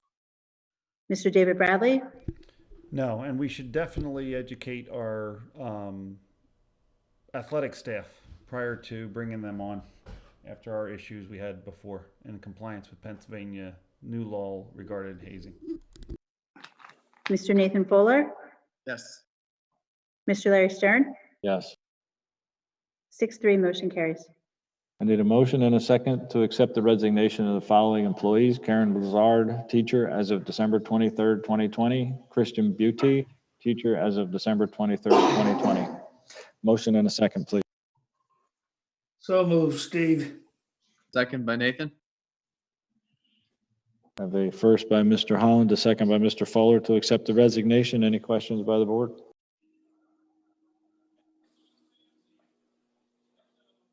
Hearing none, roll call vote. Mrs. Karpowitz? Mrs. Gail Mahalik, Yes. Mrs. Rita Spinelli, Yes. Mr. Wayne Wentz, Yes. Ms. Joy Beers, Yes. Mr. Richard Beltz, Yes. Mr. David Bradley, Yes, and we should do an exit interview as requested in the past. Mr. Nathan Fuller, Yes. Mr. Stephen Holland, Yes. Mr. Larry Stern. Yes. 9-0, motion carries. On the item E, I need a motion and a second to approve sabbatical leave for employee 747 for the purpose of restoration of health for the second semester of the 2021 school year. Motion and a second, please. So moved, Wayne. Second, Rita.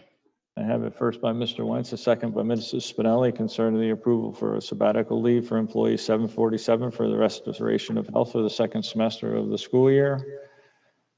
Any questions by the board? Hearing none, I'll entertain a roll call vote. Mrs. Karpowitz? Mrs. Rita Spinelli, Yes. Mr. Wayne Wentz, Yes. Ms. Joy Beers, Yes. Mr. Richard Beltz, Yes. Mr. David Bradley, Yes. Mr. Nathan Foeller, Yes. Mr. Stephen Holland, Yes. Mrs. Gail Mahalik, Yes. Mr. Larry Stern. Yes. 9-0, motion carries. Need a motion and a second to approve the following request for pre-approval of courses and programs of study for continuing education for employee number 1619, Intro to Astronomy Lab, Foundations of Education, Educational Psychology, Behavior Management and Guide, and Assistive Technology at a cost of $1,600. I need a motion and a second, please. So moved. Second, Wayne. We have a motion by Mr. Foeller, a second by Mr. Wentz concerning the programs of study. Any questions? Hearing none, I'll entertain a roll call vote. Mrs. Karpowitz? Mr. Wayne Wentz, Yes. Ms. Joy Beers, Yes. Mr. Richard Beltz, Yes. Mr. David Bradley, Yes. Mr. Nathan Foeller, Yes. Mr. Stephen Holland, Yes. Mrs. Gail Mahalik, Yes. Mrs. Rita Spinelli, Yes. Mr. Larry Stern. Yes. 9-0, motion carries. On to item G, I need a motion and a second to approve FMLA leave for employee 582, not to exceed 12 weeks, effective November 16th, 2020. Motion and a second, please. So moved. Second, Steve. I have a first by Mrs. Spinelli, a second by Mr. Holland to acknowledge FMLA leave for employee 582, not to exceed 12 weeks, effective November 16th, 2020. Any questions? Hearing none, I'll entertain a roll call vote. Ms. Joy Beers, Yes. Mr. Richard Beltz, Yes. Mr. David Bradley, Yes. Mr. Nathan Fuller, Yes. Mr. Stephen Holland, Yes. Mrs. Gail Mahalik, Yes. Mrs. Rita Spinelli, Yes. Mr. Wayne Wentz, Yes. Mr. Larry Stern. Yes. 9-0, motion carries. On the miscellaneous, I need a motion and a second to approve Janine Partinio to the appointment of recording secretary effective November 24th, 2020. So moved. Second by Nathan. Thanks. A motion by Ms. Spinelli, a second by Mr. Fuller to approve Janine Partinio to the appointment of recording secretary effective tomorrow, I think it is. Comments? Why are we making this change? I thought the separation of church and state was good. This is we currently had Becky Karpowitz as the recording secretary. We have since hired Janine, and now she will be replacing Becky as the recording secretary, filling the role that Missy was prior to Becky. I understand, but we had a significant advantage to having separation and a little accountability in the superintendent's office by having other individuals. I think there's a value to that. Comments by anybody else on I the think board? the board should decide what responsibilities are with which employees.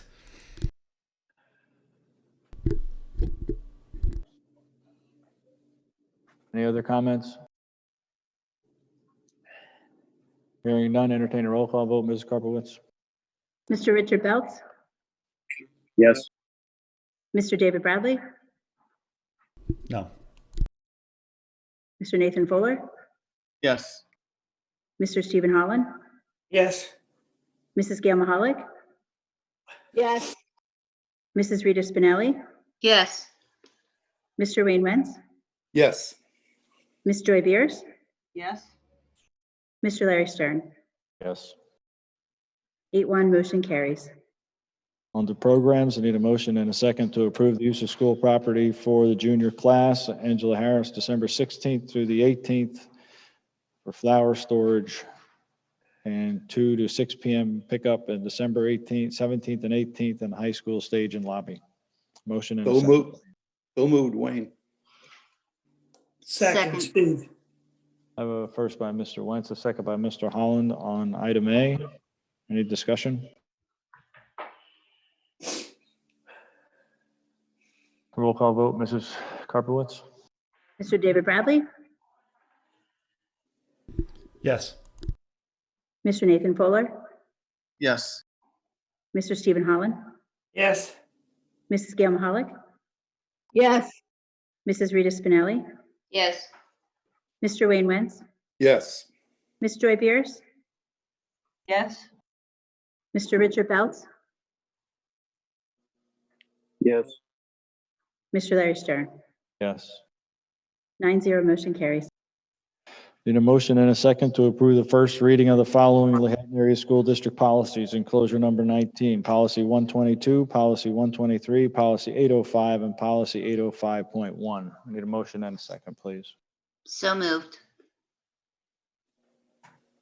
As a person on the policy committee, I think these should be postponed because they weren't reviewed properly at the policy committee. You guys canceled the meeting as soon as the conversation got in depth with what are we doing with this law enforcement agency and the relationship thereof and which armament these people are going to carry and for whose benefit.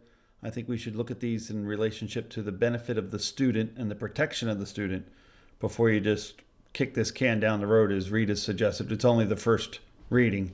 I think it's important that the first reading be done in a committee meeting where it can be discussed in public. Thank you for The that. reason it's not discussed in public is it's next to impossible to discuss anything with you in the room, Mr. Bradley. I can respect why you hate someone that doesn't rubber stamp and blindly trust the Pennsylvania School Board Association that wrote That's these not policies. what I said. I know, but here's what I'm going to tell you. The fact that you want to review an individual policy, not just blindly accept and rubber stamp the Pennsylvania School Board Association that wrote some of these in the protection of our students and our community and our local control, it would be way better to listen to our parents and our community members. And that's the problem that we have within this district, among others. Any further comments? And notice that this does not carry the recommendation of the policy committee. I'll second. So a motion by Ms. Spinelli, a second by myself to approve the first reading of the following Lehattan Area School District policies. Any further comments? If people do have further comments, Yes, please. I do. email I have a them. further comment. I think that this, Can you, I'm speaking right now, Mr. Bradley. Oh, If you go do ahead, have further sir. comments on the first reading of these documents, please email them to the policy committee or to the administration, and we will review them at the next policy meeting. Thank you. Mr. Bradley? for the first time, correct. And I do have a concern. So you two guys are in the policy committee and As well as you, just sir. rubber stamp this as I am. Yeah. And I wanted to well as review you, them sir. and you wouldn't allow it because when Well, that's because you, no, we couldn't review them because of the ruckus and disruption you caused in a public meeting. and what The ruckus public would that be when we're trying to review policies and you don't want to review them? It's the ruckus that you cause right here by interrupting and talking over and not listening to other people's opinions. You just have to voice your own over everyone else's. I'm not going to stand here and argue and scream with you the way you like to do, because I'm not going to do that. But if people do have issues with these policies as they are written, please provide edits or updates to the policy committee, and we will make sure they're discussed. which I was attempting to do, Larry, and you just don't want to hear it. No, I mean, you this- weren't attempting. You might have been attempting to do it, but you weren't attempting to do it in a civil manner, Mr. Because Bradley. you are That's- so arrogant and stubborn to the reality that your Oh job is to my read goodness, this. sir. You got to Thank read you. it. Why Thank didn't you you read for it the first? constructive criticism. I really appreciate it. I'll try to do Thank better you. now. And honor your oath and act with fidelity, but read the policies, sir. Read them. You should read them out loud in the policy meeting so that you can at least know that you've read them. We just witnessed today that many board members on the 5 have failed to read the responsibilities of this meeting. And this is evident once again. Hearing no other Given comment, your roll call vote. history, given your history, your Call the vote, specific please. history, Larry, you should raise the bar. Mr. Nathan Foeller, Yes. Mr. Stephen Holland, Yes. Mrs. Gail Mahalik, Yes. Mrs. Rita Spinelli, Yes. Mr. Wayne Wentz, Yes. Ms. Joy Beers, No. Mr. Richard Beltz, No. Mr. David Bradley, No, the people should have their voice restored to them. Mr. Larry Stern. 6-3, motion carries. Old business? I have one. Mr. Bradley? Our board is made up of 9 individuals. The superintendent is not the 10th board member, but we would like to add, and he has a right to speak in the meetings on all matters. However, we'd like to add the opportunity for a junior board member to once again have the right to enter the boardroom and have the right to speak on all matters. Recommending, and I'll make a motion that Nickolas Smith, who has offered to be a junior board member, be assigned to a junior board member seat, be given the right to have a panelist so that he can voice the voice of his constituents inside this school district. Can I get a second on the motion to add Nickolas Smith as a junior board member and representative of the school enrollment? Can I get a second on that motion, please? I'll second that.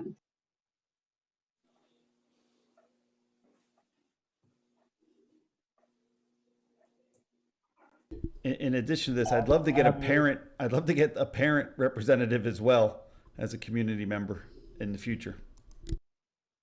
If anyone wants to send an email to the board, that would be beneficial. By Joy Beers to appoint Nickolas Smith as a, I mean, what we had in the past, we had him as student representatives on the board.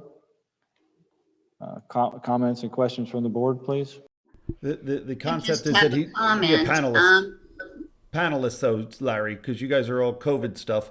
Panelist. In the past, the student representative just gave one little report. We want them to opine on all the motions as if they were a board member. They don't have a right to vote, but they do have a right to offer an opinion for the benefit of the student body. Mr. Bradley, my only comment would be, I'm not going to arbitrarily pick one person to do this. We haven't opened it up. We haven't seen who was interested. And yes, they are allowed to opine anytime they'd like to, but they don't have a vote. So until this board decides that it's time for a student panelist or a parent panelist, my answer to that is going to be no. And Rita, that's great that you're only one. Okay. Oops, someone muted me. Rita, that's great that you're only one, because we do need the student body to be representative in this board, in this room, because we as a board do not know what's happening within these schools. When you hear parents talk about what's happening on virtual classrooms, when you see a significant number of students having bullying, injuries, problems within the field house, problems within the school district. We need to have that voice. This board is blindered to what we're And I fed by the think the student administration. body should elect that person, Mr. Bradley. I believe he is a student council member and has been elected. It doesn't matter. I know it doesn't matter to you, believe Rita. They should decide who their representative is going to be. You are so hot on people having their say. Well, you can't just arbitrarily pick someone that hasn't been decided by the entire student body or student council or however that usually gets settled. He is a student council member, Rita. What's wrong with you? No, that's not, I would think, since there's a motion and a second on the floor, I'm going to put a motion out to table this and have it open up with the high school administration to determine a process to have a representative of the high school participate, as Mr. Bradley has stated, and have them, as they see fit, to elect a particular person to be their spokesperson at the board. So at this point, I would entertain any comment. I would take a motion on, I'll make a motion to table this because I do not want to do it as an insult to Mr. Smith. And I need a second on that, please. I'll second it. Steve. I have a motion by myself to table, the motion by Mr. Bradley, and a second by Mr. Holland. Is there any other comments from the board? Yes, I think you're doing the standard, kick it down the road, try to block it, try to get your own body on there, try to get someone you can manipulate, try to get someone you can intimidate, try to get someone you can leverage. And I think it's a mistake. You have someone that is a representative of the community. He's already been elected and he's already proven himself multiple times at many meetings that not only will he finally stand up to the truth and the information, but he's willing to talk to his constituents within his classroom, because there is a lot of intimidation and a lot of leverage used within this community. And he is one of the few that has risen to that occasion and proven so. So I think the fact that you are trying to do that, I think you're going to leverage it, and I find it embarrassing. Thank you. Thank you for your comment, Mr. Bradley. Any further comments?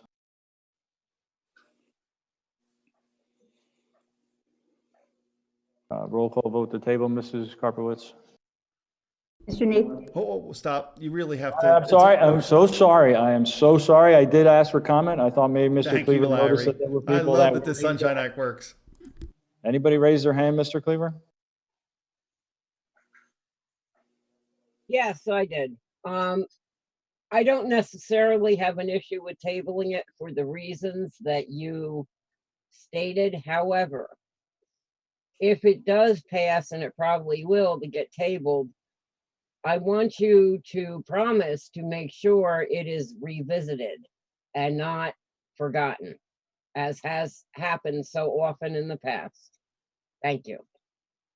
I will most certainly work with Mr. Cleaver and Mrs. Holland to get that moving. Thank you. Mr. Shaner, I believe, if this is new. Mr. Shaner? Yes, thank you. I would just like to make a recommendation similar to Ms. Bose, that there's a timetable put on this. So I appreciate you wanting to table that, but I think that tabling should come with a time frame where you guys will be back with the process that's going to be used to elect the student representative. Thank you.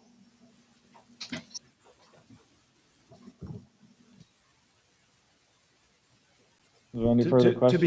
To be clear, Nickolas Smith is an elected representative and has offered to fill this void that has been on this board for years. Thank you, Mr. Bradley. Hearing no further comments, I will entertain a roll call vote to table. Mrs. Karpowitz? Mr. Nathan Foeller? Yes to table. Mr. Stephen Holland? Yes, tabled. Mrs. Gail Mahalik? No. Mrs. Rita Spinelli? Yes, table. Mr. Wayne Wentz? Yes. Ms. Joy Beers? No. Mr. Richard Beltz? No. Mr. David Bradley? Of course not. No. Mr. Larry Stern? Yes, and I will make the effort and come back to the next board meeting with how the process is going to work, and we'll get that straightened out. Thank you. On the new business, I have addendum number 1. I need a motion and a second to deny the teachers union grievance LEA 2021, number 1, as previous contract had expired prior to the start of the first day of the 2021 school year. Need a motion and a second, please. So moved. Wait, where is this on your agenda? This is a addendum? Yes, it's an addendum. Was it published to the public? Mr. Cleaver, do you have it up on the screen, please?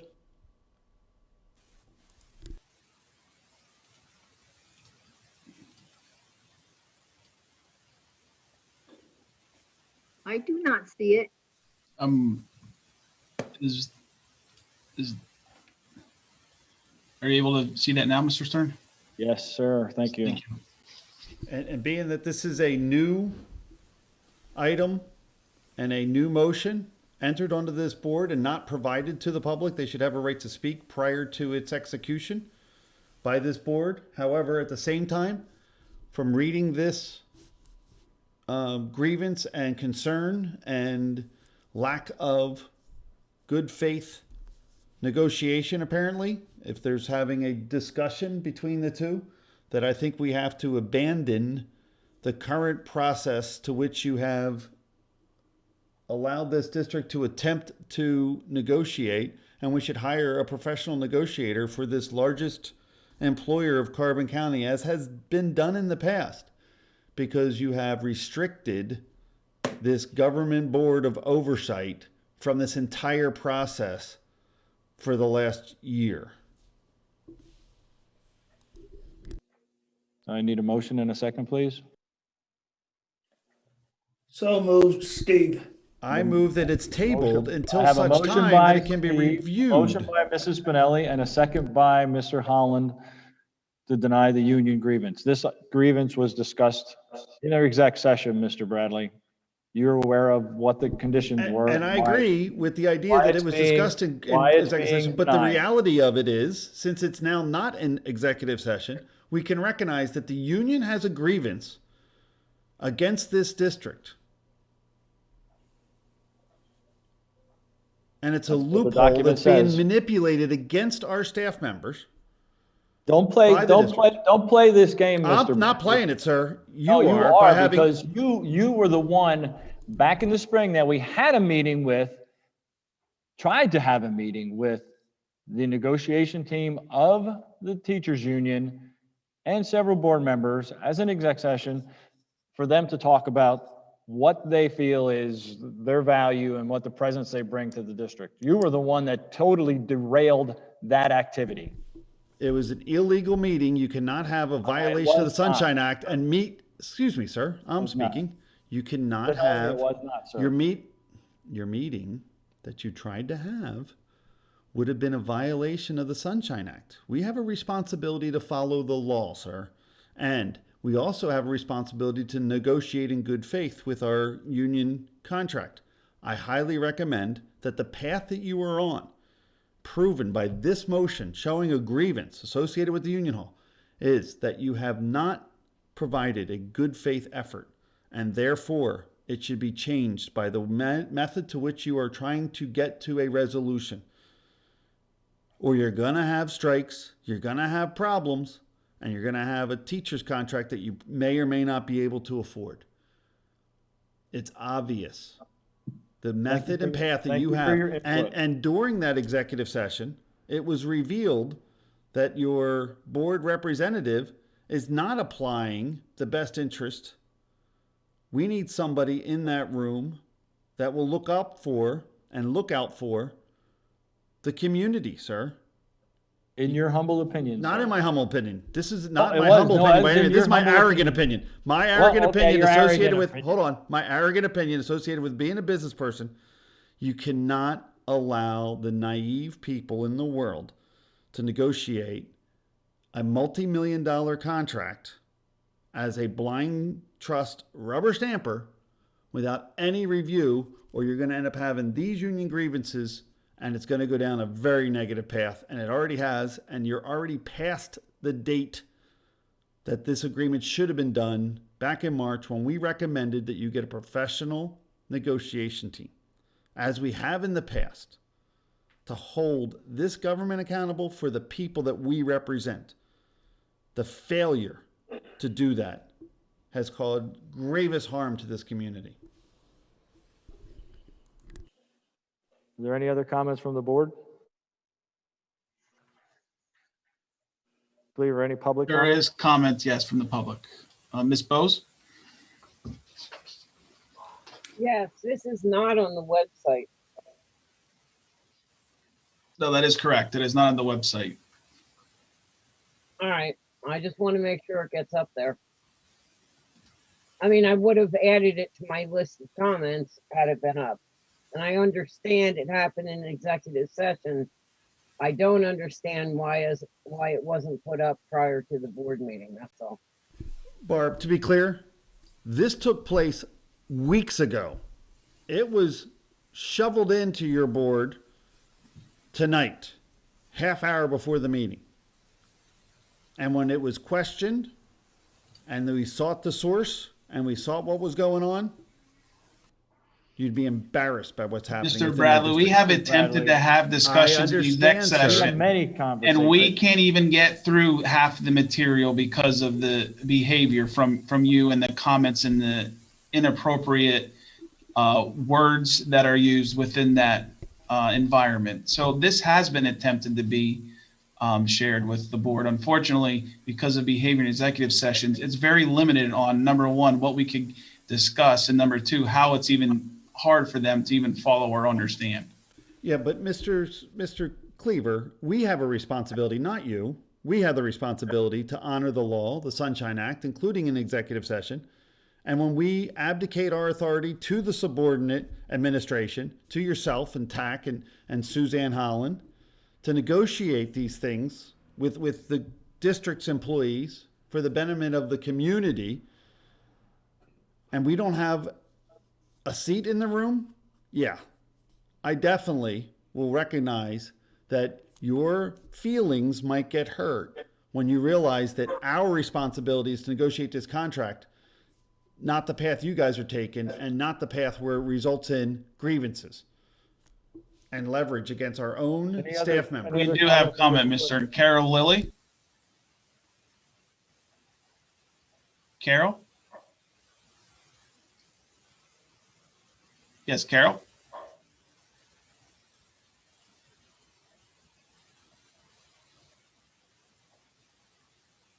Okay, I'm not sure, Mr. Sternwood. Okay, hearing no further comment. I have one more, Mr. Stern.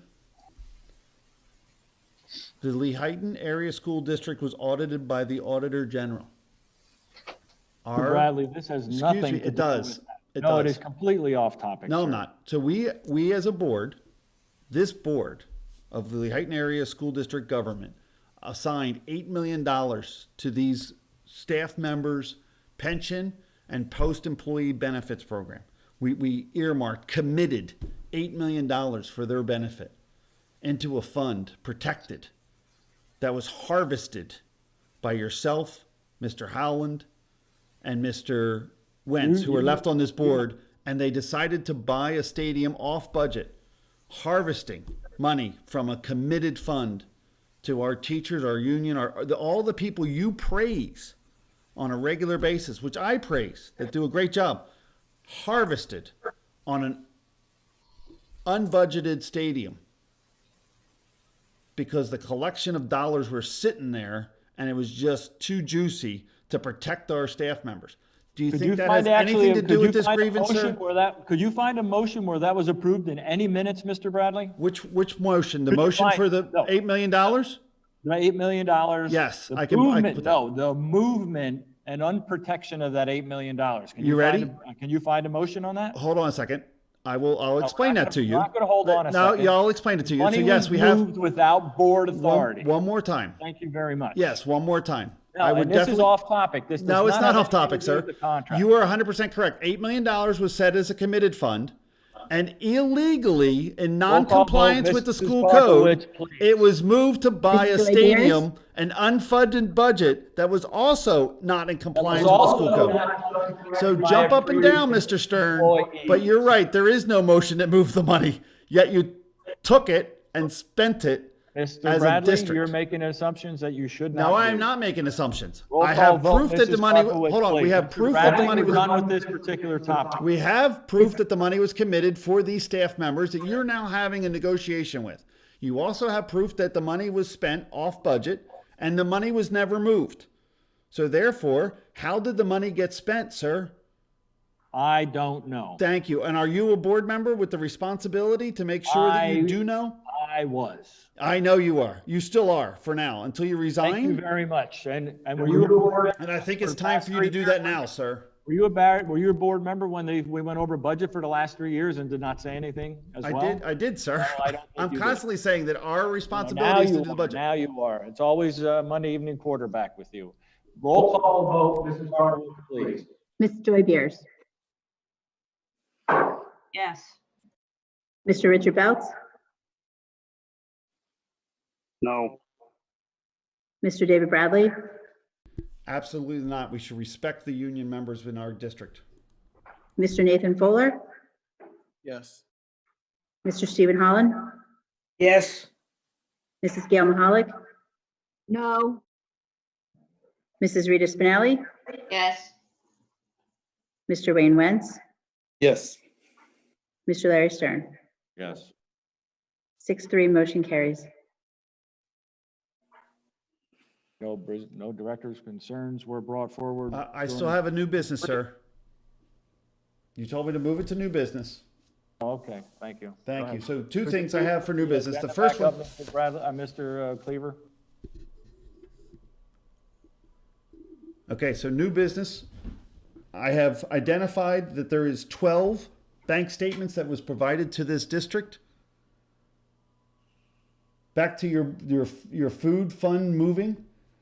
I have identified nowhere in the 12 bank statements, 2 of which one is named the food service account and one is named general fund, as identified on the bank statement.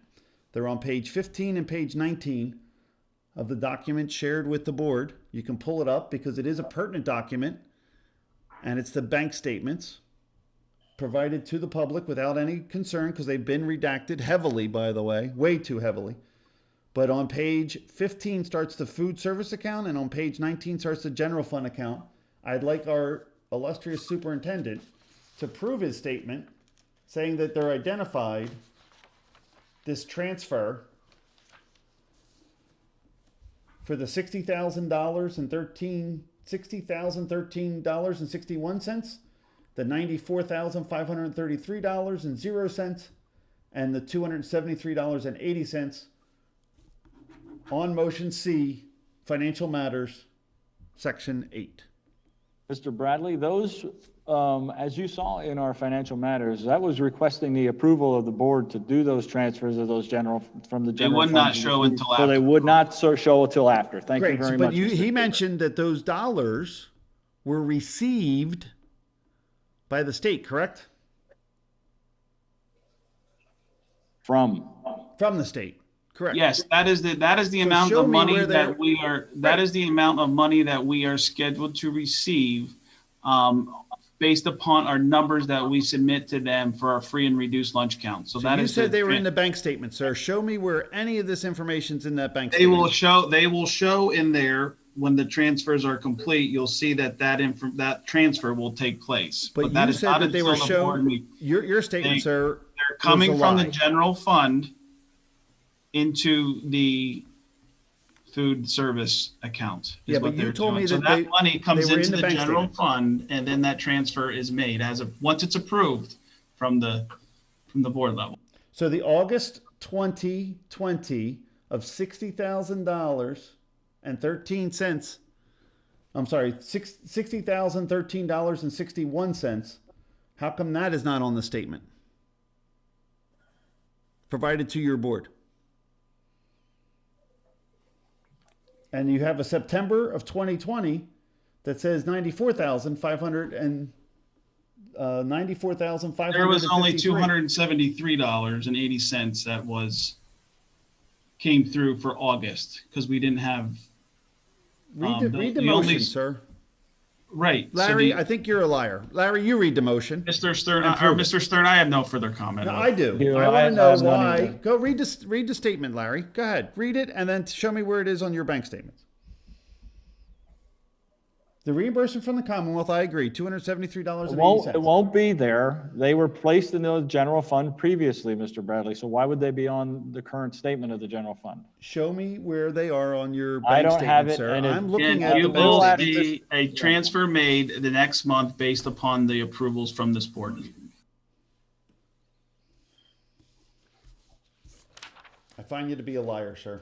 Thank you. I move Is there that any we, courtesy I of the move, public? hold on. I move that Larry Stern be removed from president for his inability to comply with Pennsylvania school code, and remove Nathan Fuller for his inability to act as a duly responsible treasurer. Can I get a second on those motions, please?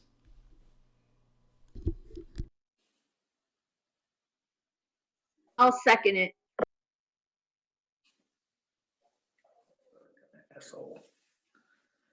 So I have a motion by Mr. Bradley, a second by Gail Mahalik to remove Larry Stern as president and Nathan Fuller as treasurer. Any comments from the board? Correct. And the justification for the two is when you look at the Auditor General's report and the responsibilities of Larry Stern as president in compliance with the law, and the failure to do so, and Nathan responsibility as treasurer and compliance with Pennsylvania school code, which he feels is arbitrarily obsolete on occasions when it suits him, is enough to say they need to be more professional, at least remove them from their authority, get someone in there that can do the job and meet the responsibility of the Pennsylvania school code, so that this public can be served by proper governance of, by, and for the people, and restore the responsibility of this local government control. Any of those actions that you're stating from the Attorney General's audit, Mr. Bradley, were not done under my presidency. So I don't really have any other comment other than that. Thank you very much. Is there any other comments from the board? But yet your actions show that you did not meet your fidelity as a board member. I'd like to just have you resign completely, but at least you should not be able to control the agenda, control the motions on the board, control the conversation as president, because you're preventing the people from speaking. And that, sir, when you look at tabling motions for having expenditure reports that are not accurate, you're not having all of the applicants being shared to your board, you don't have a treasurer's report. I mean, look, you have responsibilities, you're just not meeting them. Whether you didn't do it before and then you got raised to president and still don't do them. Oh, I fully agree. Any other comments from the board? Any other comments from the public?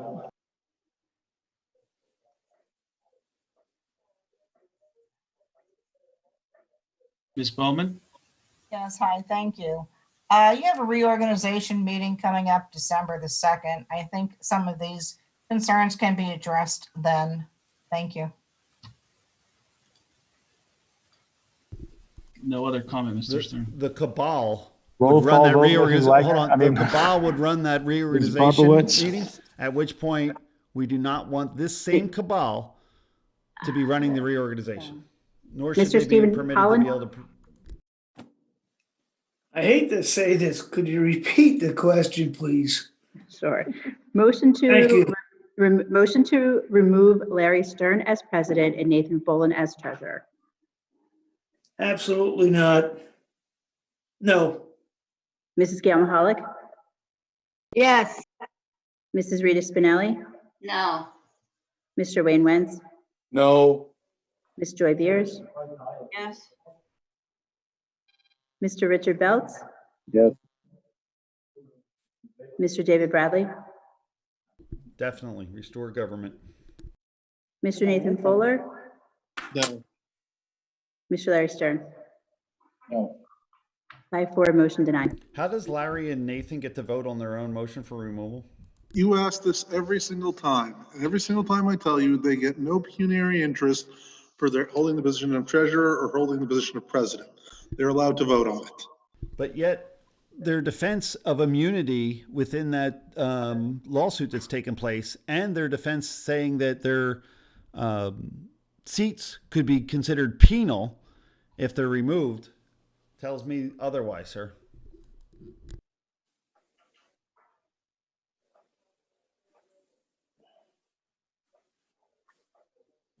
Following up is a previous request from Mr. Bradley with regards to the votes required for either establishing a contract over $100 or establishing salaries. It's a simple majority of the board. Move on to courtesy of the floor with public comment. Is there any further public comments, Mr. Cleaver?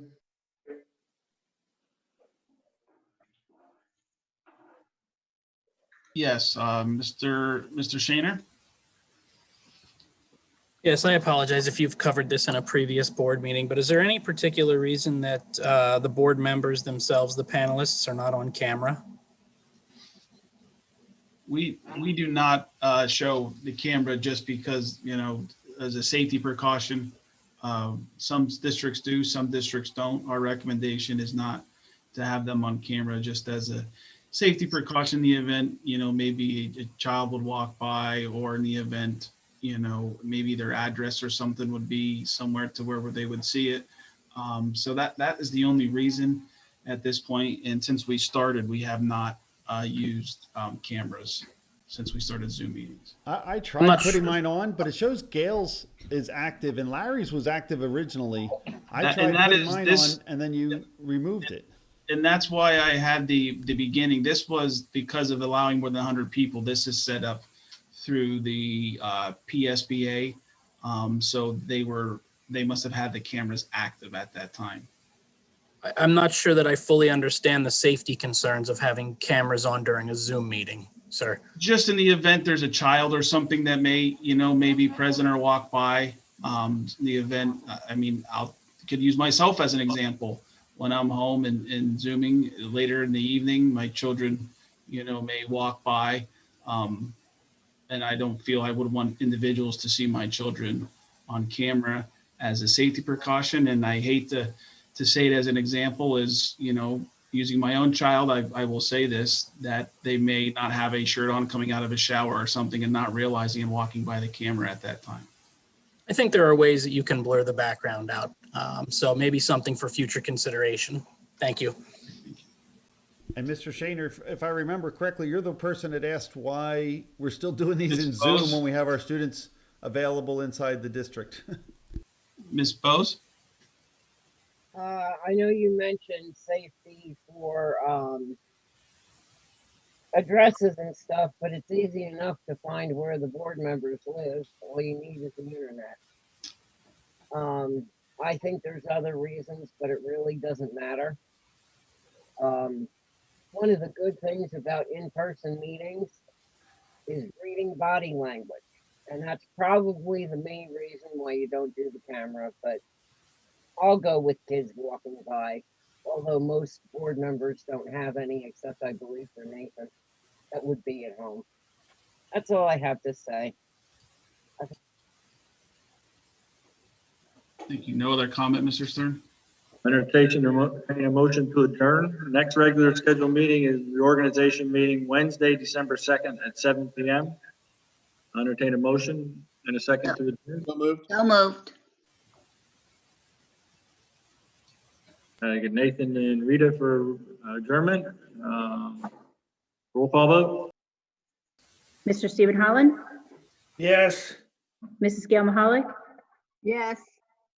Mrs. Rita Spinelli, Yes. Mr. Wayne Wentz, Yes. Ms. Joy Beers, Yes. Mr. Richard Belts, Yes. Mr. David Bradley, Sure.